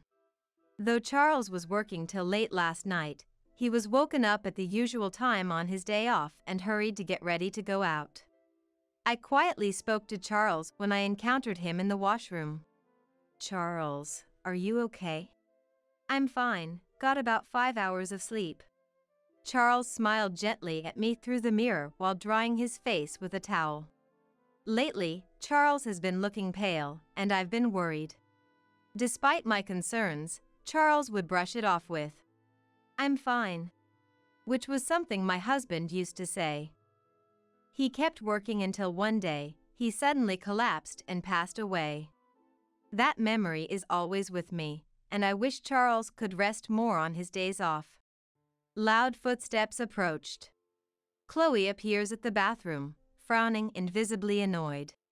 How long are you going to wash your face? Hurry up, I'll be late for my meeting with friends. I'm sorry, I'll change right away. The meek Charles quickly left to change his clothes. Meanwhile, Chloe turned to me and handed over a note. Evelyn, this is the shopping list for today. Yes, I got it. Have fun with your friends. The weather seems nice today. Please wash the bed sheets as well. Chloe left without waiting for my reply. After watching her brazen departure, I sighed deeply. Even when my husband was alive, Chloe had always been bold in speaking her mind to us. In the beginning of our living together, "Don't hold back," I had said to Chloe, but as time went on, her aggressive nature became more apparent. Cooking, which Chloe disliked, fell to me. If she disliked a dish, she would push the plate away saying, "I told you I can't eat this, didn't I?" Or she would complain about wrinkles in the laundry I had folded. Still, since she was chosen by my son Charles, I tried to keep a quiet smile and avoid causing trouble, but since my husband passed, Chloe's attitude has become more extreme, tiring my spirit. Evelyn, you're staying home all day, right? Make sure the bath is ready for me when I get back. Chloe said this without even looking at me as she left the house. Chloe goes out with her friends almost every week. Since the beginning of her marriage, she has seldom done housework or childcare, focusing more on her appearance and spending freely. She's very sociable, making acquaintances in various places. There were many instances that could have led to suspicions of infidelity when Chloe was younger, but Charles, she wouldn't do that. Trusted her without a doubt, so I didn't pursue it. I was surprised to see Charles, looking sleepy as he entered with his hands full of confectionery boxes upon returning from seeing off Chloe. "Oh, this? It's for Chloe's class reunion next week. She's planning to give them out." Really? All of this? Chloe doesn't want to be embarrassed. She keeps saying she doesn't want people to think we're living with our parents because we're struggling for money. I'm sorry, but just let her do as she pleases. Of course, it's all right, don't worry. Sitting in the chair, I felt an overwhelming sense of exhaustion. Eventually, I took the list Chloe had given me and went out for the shopping. My familiar shoes felt heavier than usual. Perhaps due to my age, I often feel a dull pain in my knees with every step.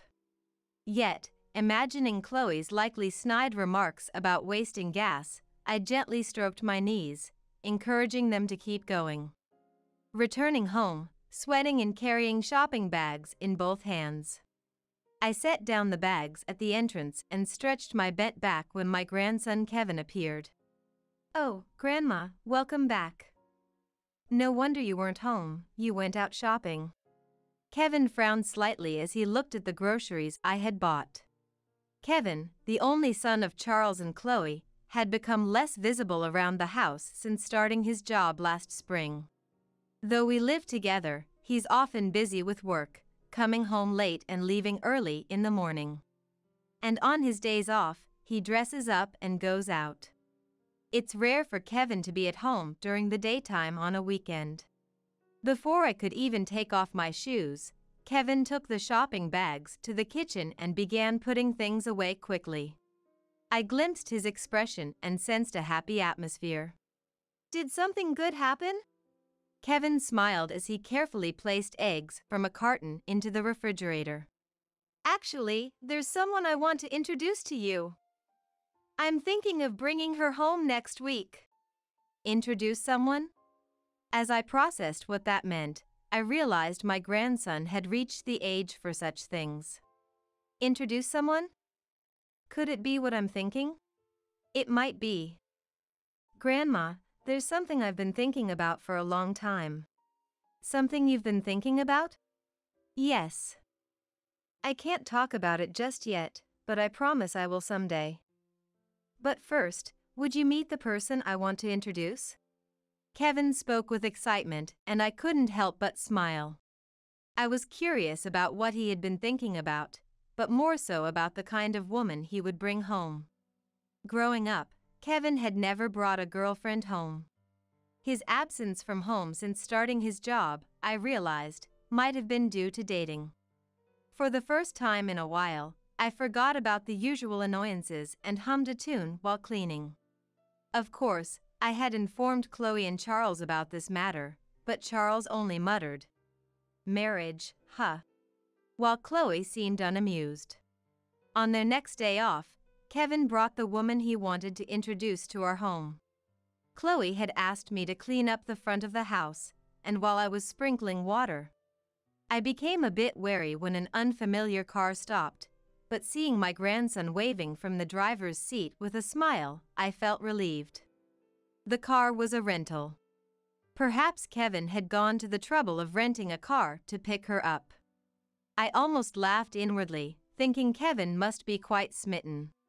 Grandma, this is Mia. I couldn't help but smile at the sight of my grandson's happy face as he introduced the woman next to him. Kevin's girlfriend, Mia, seemingly quiet woman with fair skin, greeted us with a nervous smile. I quickly led the two inside. It was for a meet and greet that Kevin had brought her over, and Chloe, in a good mood, eagerly asked how the two had become acquainted. Chloe and Charles sat at a table set for four, facing Kevin and Mia, while I prepared coffee for everyone in the kitchen. Evelyn, hurry up and serve them some coffee. Chloe's mood had turned sour just minutes before. The reason was that Kevin had first told his parents that Mia was pregnant. I was so shocked I lost my voice. The previously warm atmosphere froze in an instant, with Kevin showing a seriousness which he usually does not. Chloe displayed some discomfort at the fact they were having a shotgun wedding. We're serious about making this work. We might be young, but please, allow us to marry. Both were earnestly asking their parents' permission to marry. As a grandmother, I realized it was not my place to comment and silently watched, moved by their demeanor. Watching Kevin plead before his parents, I felt tears welling up. Of course, we support your marriage. For the baby's sake, it's better to marry soon and settle down mentally. Thanks, Dad, Kevin said with a smile, looking at Mia. Chloe made a visibly displeased face and waved her hand in front of her own face. Shotgun weddings are so tacky. Can you even explain how this happened, Mia? Taken aback by such an unexpected question, Mia was surprised. What? And looked down at the table. Kevin quickly placed his hand on her shoulder. Times have changed, this kind of marriage isn't unusual anymore. Besides, we have our own ways of thinking and are ready to work hard.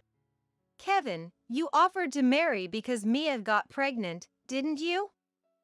Are you sure this is a well-thought-out decision? Our relationship was serious from the start, aiming for marriage. It just happened that the baby gave us a good opportunity. Just because there's a baby doesn't mean you have to marry, right?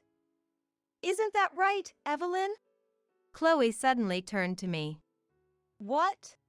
I let out, as Chloe directed a sardonic smile my way. Recalling a TV segment on single mothers we watched as a family recently, indeed. Having a baby doesn't necessarily lead to marriage, but this situation seemed different. Yes, it's true. Just because there's a baby on the way doesn't mean marriage is a must. Kevin looked momentarily saddened. I had anticipated such a reaction. So, I had prepared my next words carefully, thinking I'd proudly tell Kevin about it later. But, you two are choosing to move forward because of this baby. Whatever the case, it's a decision made by Kevin and Mia together. No one else has the right to object. Maybe what we can do, Chloe, is to support them, don't you think? An old person making irresponsible statements. What would she say next? Everyone probably wondered, but Chloe downed her mug of coffee in one go. Evelyn, get me a refill, please. She handed it over, then crossed her arms and sighed. Well, opposing it is futile anyway. So, when are you planning the wedding? What? Oh, considering Mia's condition, we'd like to do it sooner rather than later. So, this means we're finally getting a break from parenting. Chloe said wistfully, then turned to face me, who was standing in the kitchen. Since the family will be living together from now on, can we ask you, the no longer needed housekeeper, to leave? What? My son is getting married, and we want to live with just our cherished family from now on. Charles, taken aback by Chloe's sudden words, and both Kevin and Mia were left speechless in shock. Once Kevin's child is born, they'll likely live here for a while, right? We don't want to trouble you with the baby's night crying. No, I'm fine with that. If there's anything I can do. I can't think of any advantage to living with someone who's likely to become a care-dependent elderly. You're no longer needed, so could you please leave? Feeling as if my heart was being torn out, I didn't want to worry Kevin and the others, so I— You're absolutely right. Tried to smile bravely. At that time, I didn't take Chloe's words seriously. But day by day, Chloe's efforts to drive me out of the house became more blatant. Please leave as soon as possible. She kept on saying so. When I consulted with Charles, the timid man could only hold his head and stay silent. What was especially shocking was the realization that Chloe was almost entirely in control of the inheritance from my husband, including the house. My husband, being a man of small desires, had left everything to our son Charles with the intention that all his property would be passed on to him. Effectively, I had no assets or property of my own. And since Charles was under Chloe's thumb, I was stunned to find myself stripped of both my home and inheritance. What should I do now? I murmured while looking through old albums of my late husband and I in the middle of the night.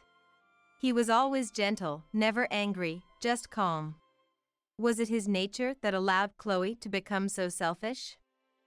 If so, I felt like the cause was both my husband and myself. Months passed. Despite the daily harassment from Chloe, unable to leave, I lived enduring it all.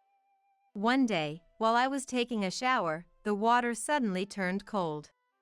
I worried it was broken, but it seemed Chloe had turned off the water heater's power.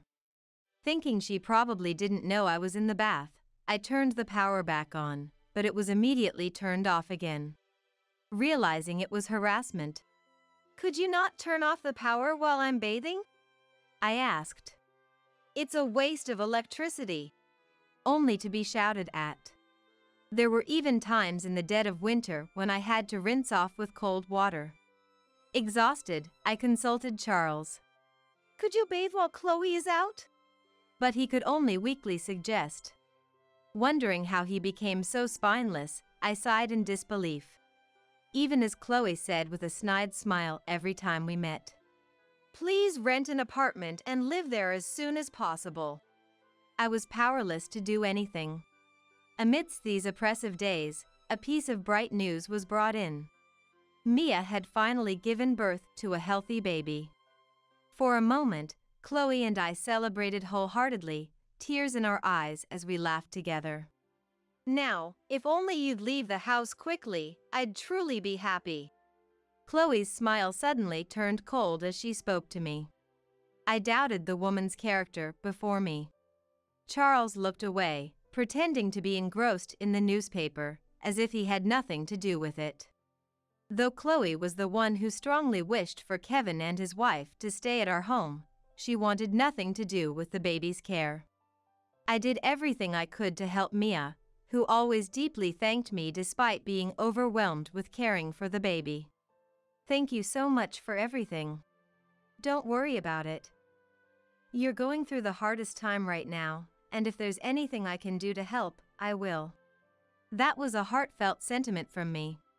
After a particularly busy few months, Kevin suddenly said to me, "I have something important to tell you." "I'm listening," I responded while preparing dinner in the kitchen. Without stopping my chopping, I waited for Kevin to speak. "Grandma, I want to talk to you alone. There's a place I want you to come to this Sunday. Let's keep it a secret from Mom and Dad." My hand holding the knife stopped. A secret from Chloe.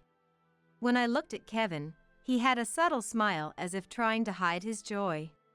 It was a look he often had as a child when he was plotting something secretly to make me happy.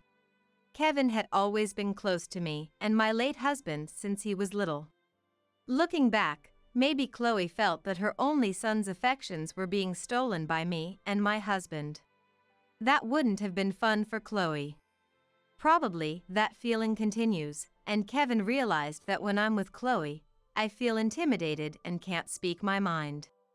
I felt dearly loved by my kind grandson and his wife. Next Sunday, Kevin, Mia, and the baby led me to a newly built apartment, about a 10-minute walk from our house. Kevin shared that he had purchased this apartment before the baby was born as we walked. I was deeply surprised by his decisiveness to buy it without consulting Chloe, who had strongly suggested living together. "Sorry for making you walk, Grandma." "I need to strengthen my legs anyway. This distance is nothing." I lightly tapped my thin legs. Though just a 10-minute walk made my knees ache, I resolved not to mention it. The new apartment room was furnished simply, with boxes in the corner. Presumably belonging to Mia, who used to live alone before she got married. Kevin, familiar with the place, started making coffee in the kitchen, while Mia was putting the baby to sleep in another room. "So, there's something I wanted to ask you." Kevin began speaking seriously after a brief pause. The ticking of the clock on the wall seemed unusually loud. "Would you live with us?" I was so surprised by the sudden proposal that I nearly dropped my mug. Kevin looked at me earnestly. Thinking it was a joke, I returned a strained smile, and Kevin looked away distantly. "Ever since I was a child, I couldn't stand seeing Mom treating you so badly." "Well, your mom has a bit of a strong personality, but..." "You're always being told to leave the house, aren't you? Dad won't talk back, and I can't stand to see you being treated so poorly by Mom anymore." "What are you talking about? I'm being treated fine." "Remember when I said I had someone I wanted to introduce to you? I've been thinking about something for a long time." I vaguely remembered such a conversation. It was a while ago, but I distinctly remembered Kevin speaking with an implication of determination when he talked about getting married. "I've been cherished by you and Grandpa since I was little, and I loved both of you. But somehow, I felt Mom was very rude towards you too. I've always watched the two of you and thought that when I grew up, I wanted to help. Kevin, did you really think that way?" Kevin leaned forward decisively, looking into my eyes. "Let's live together. There's no need for you to suffer alone in that house." Unable to respond, Mia quietly returned and sat next to Kevin. Mia seemed to have listened to the conversation from the next room and looked at me solemnly, understanding the context. "Kevin told me about it. Would it be possible for you to live with us? That's a very kind offer. I'm truly happy. But I don't want to intrude on your newlywed life." "That's not a problem at all. We need your help as an experienced parent, and it would be reassuring to have you live with us. And apparently, Mia had also been subjected to Chloe's harassment, feeling disgusted with her. Mia had been scorned for having a shotgun wedding and had been yelled at to quiet the baby during night crying. Initially, Mia had wanted to move back to her parents' house after giving birth, but "So you hate being with me, I understand." Chloe would say so every time, and Mia was tired of explaining. "We're asking you. Please, would you live with us?" Kevin and Mia pleaded together. Silently watching them, I felt tears streaming down my face. "Thank you." At that moment, no other words came to mind. Thus, it was decided that I would live with Kevin and his family. Of course, this news would soon reach Chloe's ears. As soon as I agreed to move in, Kevin apparently contacted Chloe and Charles. This was something I had asked Kevin to do. I was certain Chloe would strongly oppose to it. Telling myself this was my final battle, I left Kevin and his family at the apartment and headed home, opening the front door. As soon as I returned, Chloe summoned me to the living room and began yelling at me furiously. "What do you mean you're going to live with Kevin? You're joking, right?" No. "I'm grateful for Kevin's offer and I've decided to accept it." "You're kidding, right?" Chloe scoffed. Beside her, Charles frowned, his face troubled. "Moving in with a newlywed couple? That doesn't sound sane. It's obvious you'll be a burden to Kevin." I was worried about that too. But both of them have accepted me. I want to honestly accept their feelings. "How could this be happening? You say something too, will you?" Until then, Charles had been silent, now staring at Chloe with a vacant look in his eyes. His gaze was powerless, his body seemed to slump. "Chloe, I want a divorce." "What? What is it with you all of a sudden?" "I can't take this life anymore." Charles, usually quiet, raised his voice, causing Chloe to step back in surprise. He stood up, confronted Chloe directly, and glared at her with intense eyes. "I can't continue with you. Not just your attitude towards me, but what you've done to Mom all this time, I could never forgive." "What the heck? You're not used to getting angry, don't start now. The problem here right now is about Evelyn living with Kevin, isn't it? Mom is going to live with Kevin. That's the end of that discussion. Now, it's about you and me. I can't live with you anymore." "Why is this suddenly coming up?" "I've been tolerating your attitude because Mom put up with it. But if Mom's moving out to live with Kevin, that's a different story. Now it's about you and me. I want to divorce you for all the suspicious acts and alleged affairs since we were young."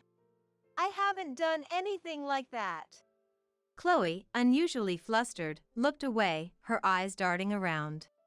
Charles was gentle, but when he got angry as a child, he was unstoppable. Probably, Chloe had never seen Charles angry. When he did get angry, he would meticulously prepare to thoroughly defeat his opponent. As expected, Charles casually pulled out a large brown envelope from his company bag and spread its contents messily on the table. It was a report from an infidelity investigation conducted years ago, proving Chloe's affair without needing to read the details. Chloe was speechless and slumped into her seat. Without another word, Charles returned to his room. I noticed the living room curtains fluttering. So, the window was open. Feeling the gentle breeze coming through the window, I wondered if our embarrassing conversation had been overheard by the neighbors and massaged my temples. "Chloe, I can't say anything about you and Charles, but I hope you two can talk it through properly."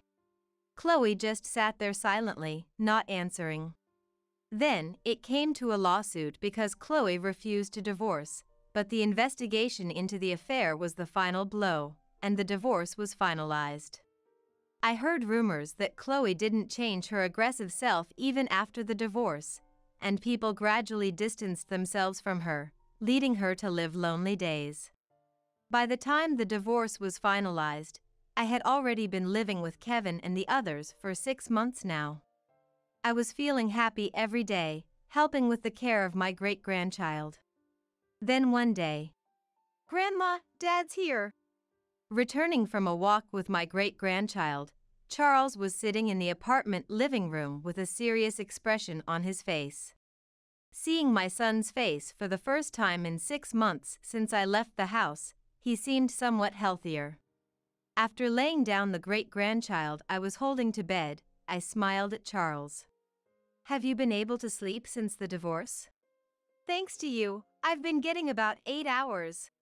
Charles said this with a brighter expression than I had ever seen before. That's right, my son was someone who used to show such innocent smiles. Even though he has aged and grown a beard, I couldn't help but reminisce about his youthful appearance and laugh bitterly at the comparison to his present self. So, what brings you here today? Don't tell me you want to live with us? Well, that's actually why I came. Of course, I'll contribute to the new home expenses as well. Of course. You're now able to properly manage your finances after the divorce. I've already settled things with Kevin and Mia. We're thinking of purchasing this apartment with the inheritance left by Dad, who passed away, in a way that the two of them would agree with. And from now on, I'll be able to protect you, Mom. Originally, Charles was timid by nature but never was a weak man. I'm sure it was the result of him carefully considering his future and taking action after the divorce from Chloe. I looked at my son, my grandson, Mia, and my great-grandchild in turn and closed my eyes. The image of my late husband appeared behind my eyelids. With a peaceful expression. Isn't that wonderful? It seemed like my late husband was smiling. What's so wonderful about it? You've put me through so much trouble. If you had lived a little longer, maybe I would have been happier. Thinking this, I then reconsidered. My current happiness is thanks to Kevin and Mia, who wished for my happiness. My gratitude towards these two cannot be fully expressed in words. Suddenly, my great-grandchild started crying as if a fire had been lit, and I quickly rushed to the bed and picked him up. After rocking him a few times, my great-grandchild fell completely at ease in my arms and started breathing softly in sleep. You're in your mid-30s and you're still single? That's pretty sad. My husband is both handsome and a genius. Madison declares this with a sneer in the middle of the park, looking down on me with a smirk that seems to scream she's on the winning side. The crowd around us starts to murmur. Everyone looks at me with pity in their eyes. That must have been exactly what Madison wanted when she raised her voice. I've been subjected to Madison's cruelty before. I've managed to ignore it until now, but I can't take it anymore. I want to make her experience hell. The same, no, even worse hell than what I've been through. My name is Stella, a 36-year-old working mother. I'm a nurse, and despite the challenges, I find fulfillment in a job that allows me to help others. Welcome home, Stella. I'm back. You're home early today. The meeting I had planned got rescheduled to tomorrow, so I ended up having some free time. Waiting for you at home like this is quite nice. My husband, Stephen, is a calm and kind-hearted man. Like me, he's busy with work, but he always makes time for the family, and even after 13 years of marriage, I can feel his deep love for me. Mom, you're home. That's my son, Mark. He just started middle school this year and is 12 years old. He's still my adorable son, though he's starting to act a bit more grown up. I'm back. Oh, what's that wonderful smell? Today's my turn to cook dinner. It'll be ready soon. Mark has grown up to be a kind child, just like his dad. I could have never imagined my life to be like this 13 years ago. I'm always grateful to Stephen and Mark. One day, I found myself alone in a jewelry shop in Chinatown. I was there to get our wedding rings cleaned since they'd started to tarnish. I decided to go for the full restoration service, and they told me it would take about 2 to 3 weeks for the rings to be ready. After leaving my ring with them, I headed to the apparel shop next door. Stephen, knowing I don't often splurge on myself, had given me some money and said, "Buy yourself some clothes you like." While I was happily choosing clothes, someone called out to me. "Hey, aren't you Stella?" "Huh?" I turned around to see a short woman standing there. Her large, cat-like eyes and plump lips. Anyone would have called her cute at first glance, and her exaggerated head tilt was designed to charm. But that's all in the past now. As she's entered her late 30s, those gestures just seemed embarrassing. "It's been a while. Remember me? As if you could forget, right? After all that happened. But, seriously, Stella, still single? I noticed you're not wearing a ring." The woman basking in her own chatter is Madison. My friend, or rather, my former friend. Madison and I met in high school. I was a member of the volunteer club. It was a club that visited preschools to read picture books, and we learned sign language to communicate with the hearing impaired. I've always found joy and purpose in making people smile and doing something beneficial for others. And Madison was also a member of this club. Why did you join the volunteer club, Madison? Just because. It seemed fun. Like sign language in Braille. Madison, with her cute looks and a charm akin to a small animal, was popular among the boys.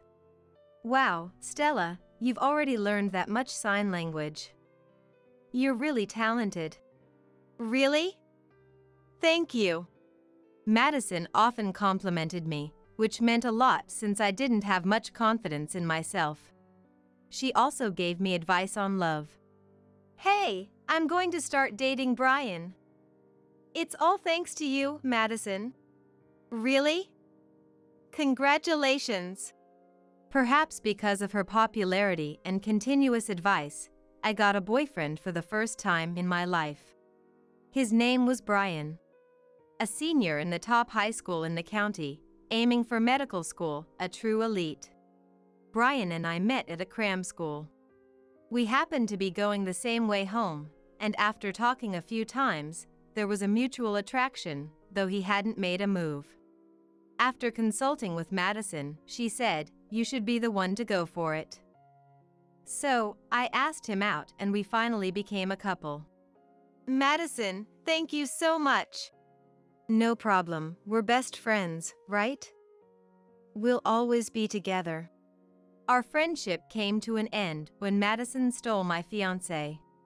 After graduating high school, I went to nursing school and worked as a nurse at a hospital.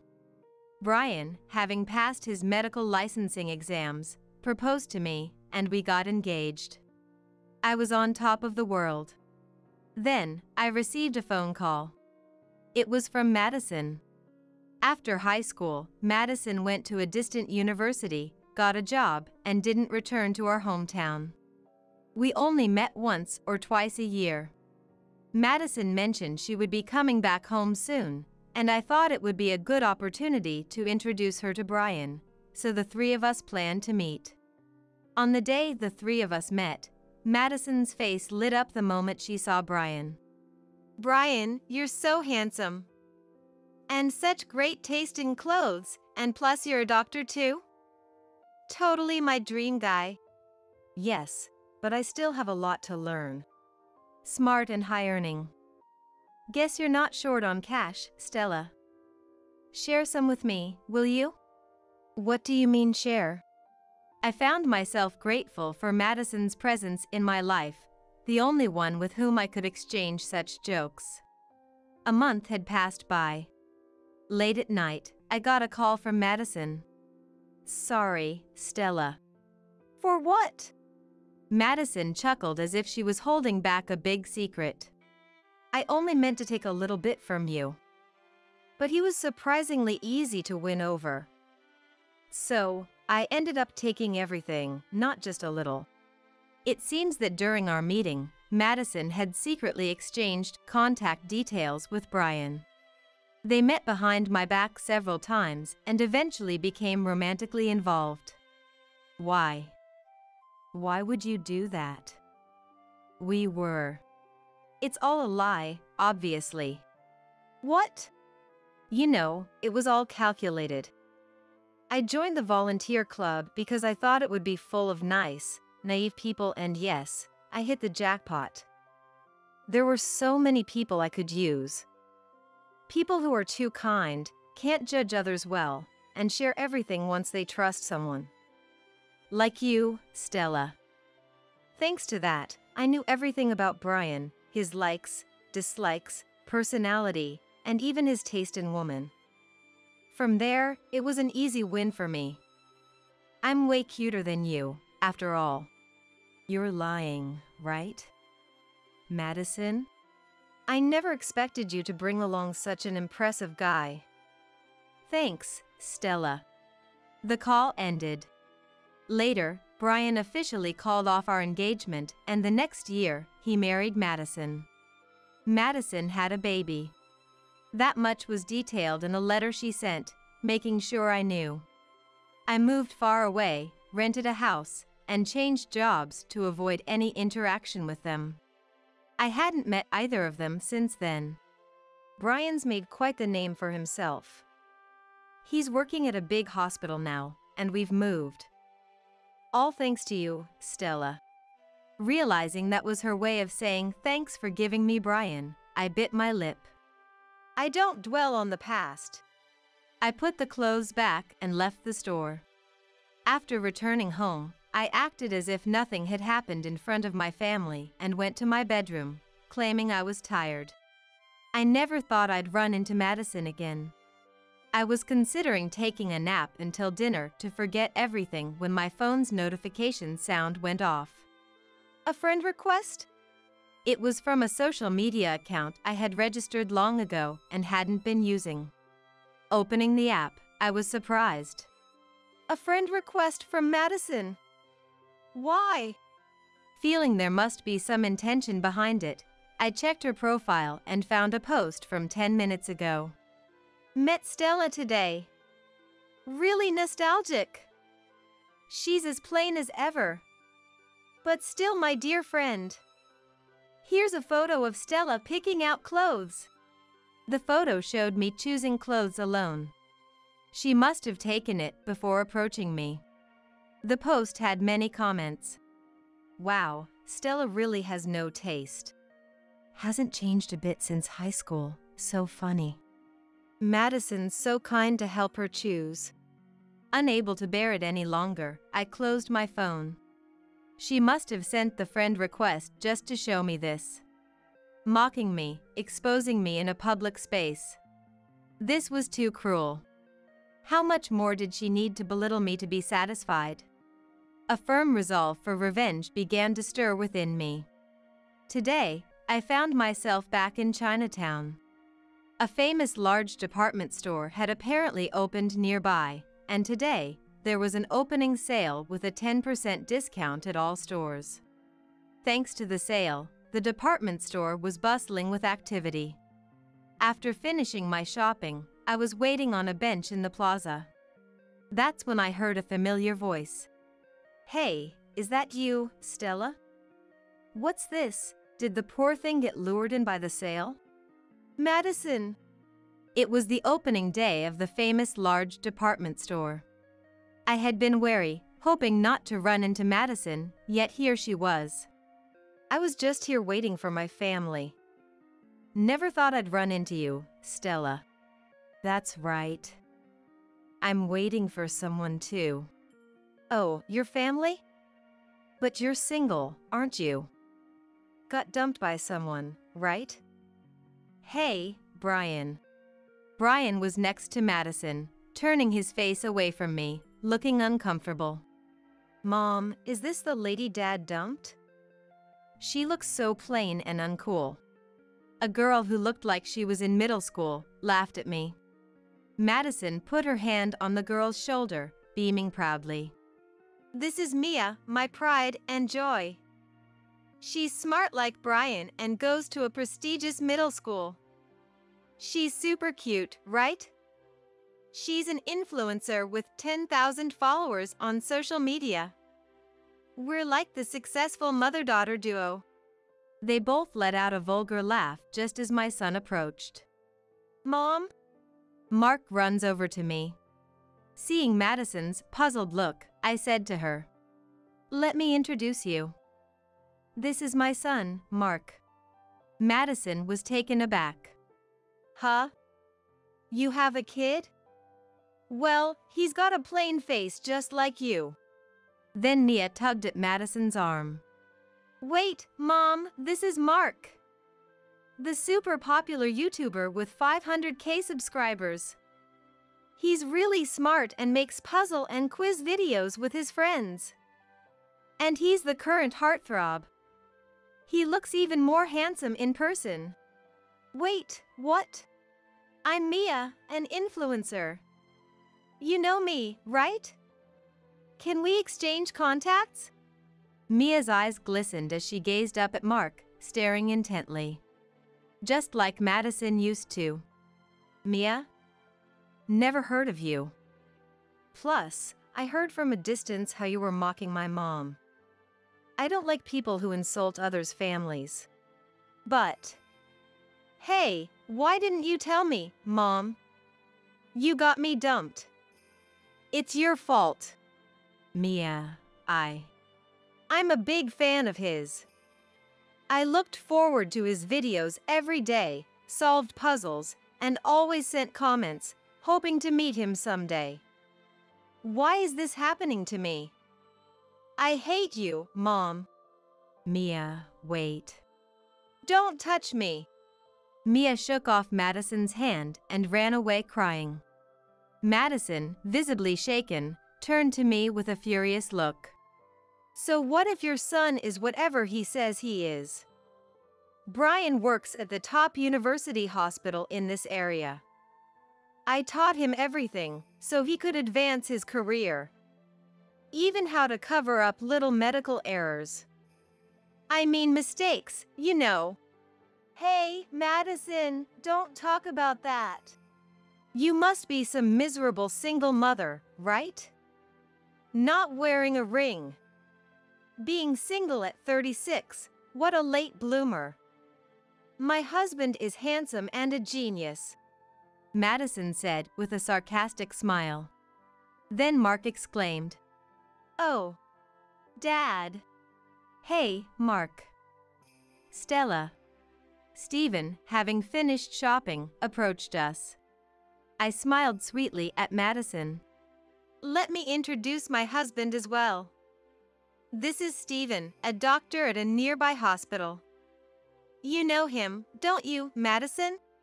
Seeing Stephen, Madison looked like she was about to lose her mind. Stephen?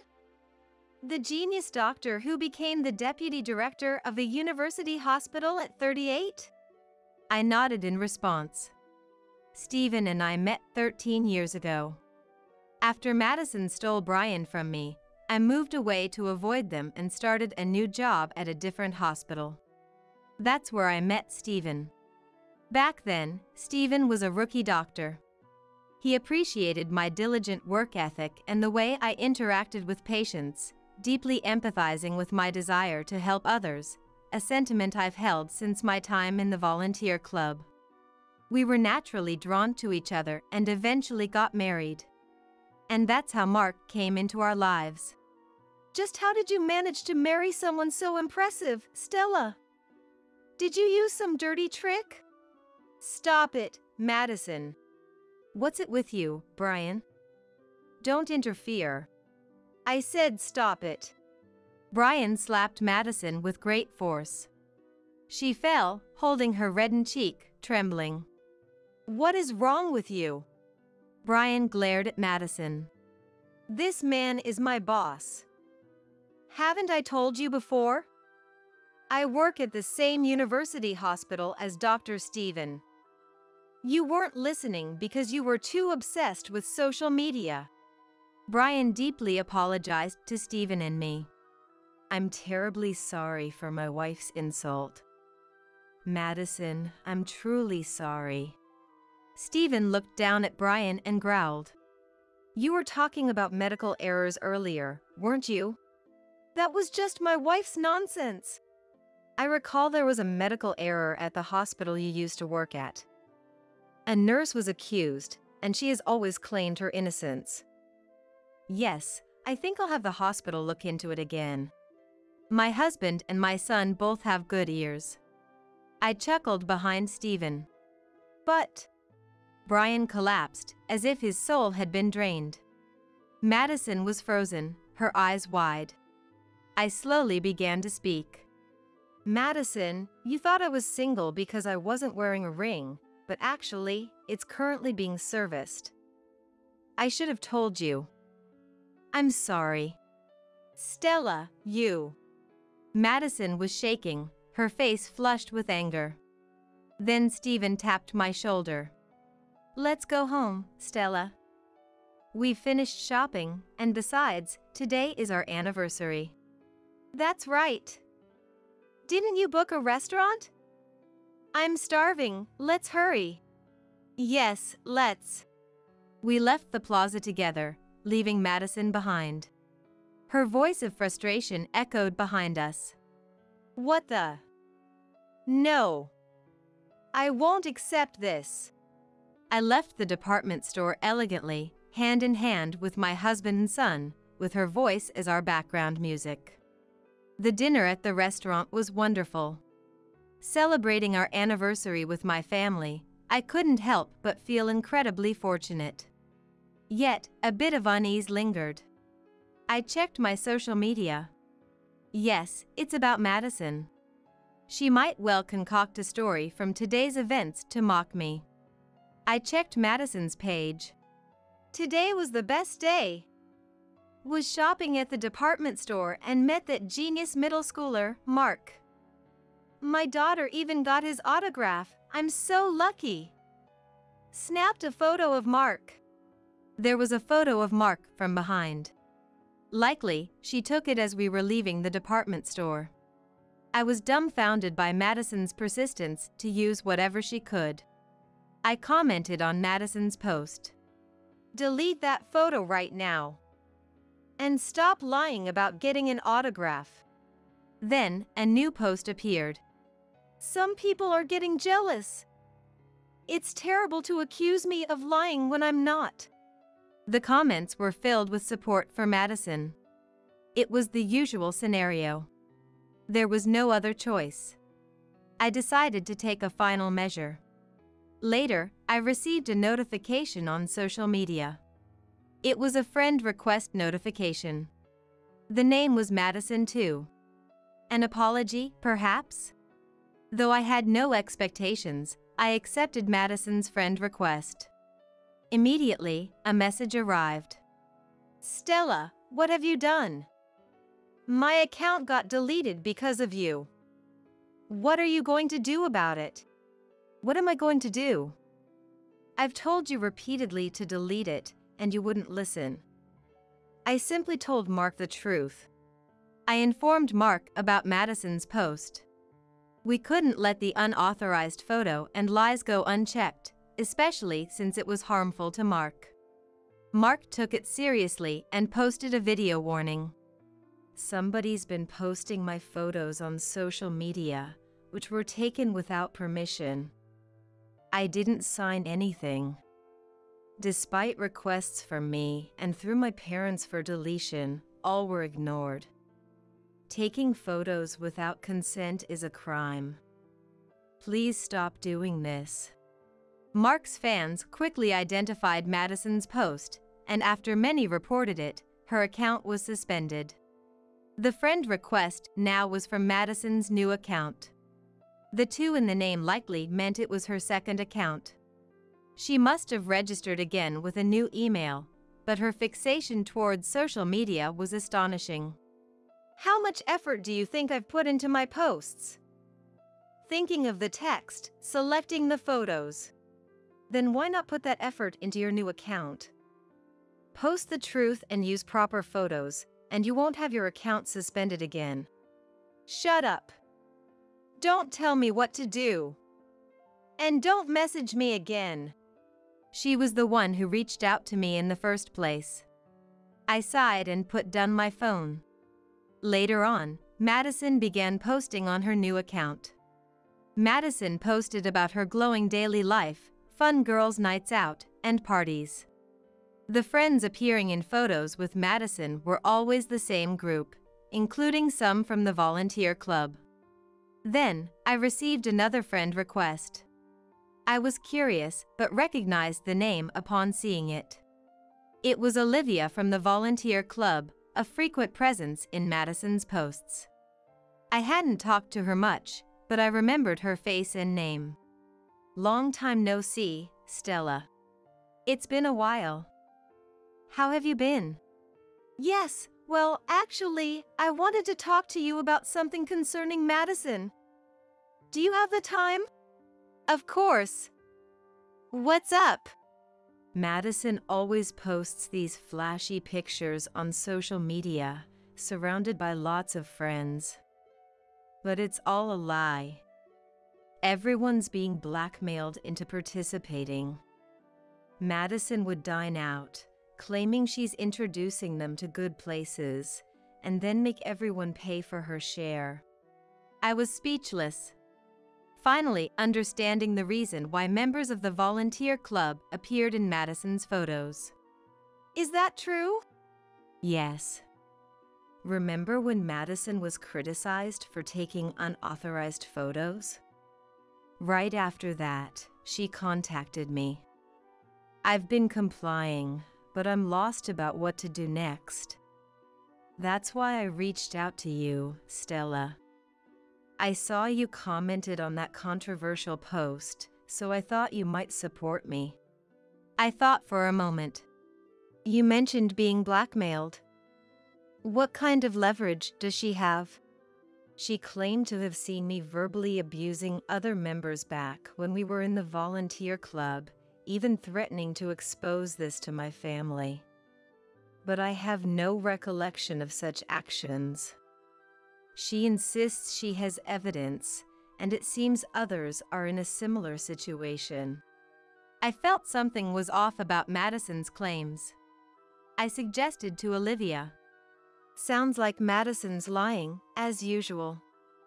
She targets kind or vulnerable people. Why not subtly ask around?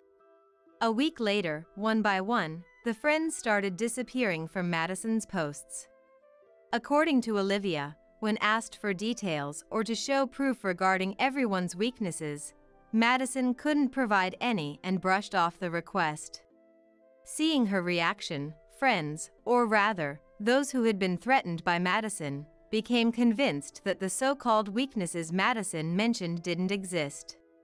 The glamorous daily life previously depicted in Madison's posts disappeared, replaced by solitary visits to cafes and boasts about her latest brand purchases. The likes and comments on her posts dramatically decreased. It was likely all a setup from the start. While checking my phone after work, I received a message. I'll never forgive you. I wondered if Madison found out I had given advice. Or was it just her assumption? Either way, I didn't want to be involved anymore, so I didn't reply. A few days later, as I was unlocking my door after returning from work, someone grabbed my shoulder from behind. Turning around, I saw it was Madison. Madison? Why are you here? I hired a detective. I know your husband is off today and has been out with your son since this morning. Madison pushed her way into my house and began to yell as she entered. Brian is being interrogated by the police.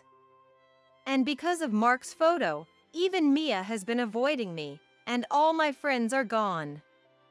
I'll end up all alone. You have to take responsibility. Responsibility? This is all your fault, isn't it? Brian going to the police is because you instructed him to cover up his mistakes, right? And Mia avoiding you is because of the wrong you did. The same with social media. Threatening people to pretend to be your friends. You're the cause of all this. I responded calmly. Perhaps the incident at the department store had cleared my heart, healing past wounds. I won't run away. I won't lose anymore. Wait a minute. When you got a boyfriend in high school, it was all thanks to me. Without my advice, you would have been ignored for life. Now, return the favor. Give back everything you took from me. You're the one who took everything, Madison. You betrayed me. There's no favor to return. If there's any grudge, it's already been paid back. You should experience the hell I was pushed into.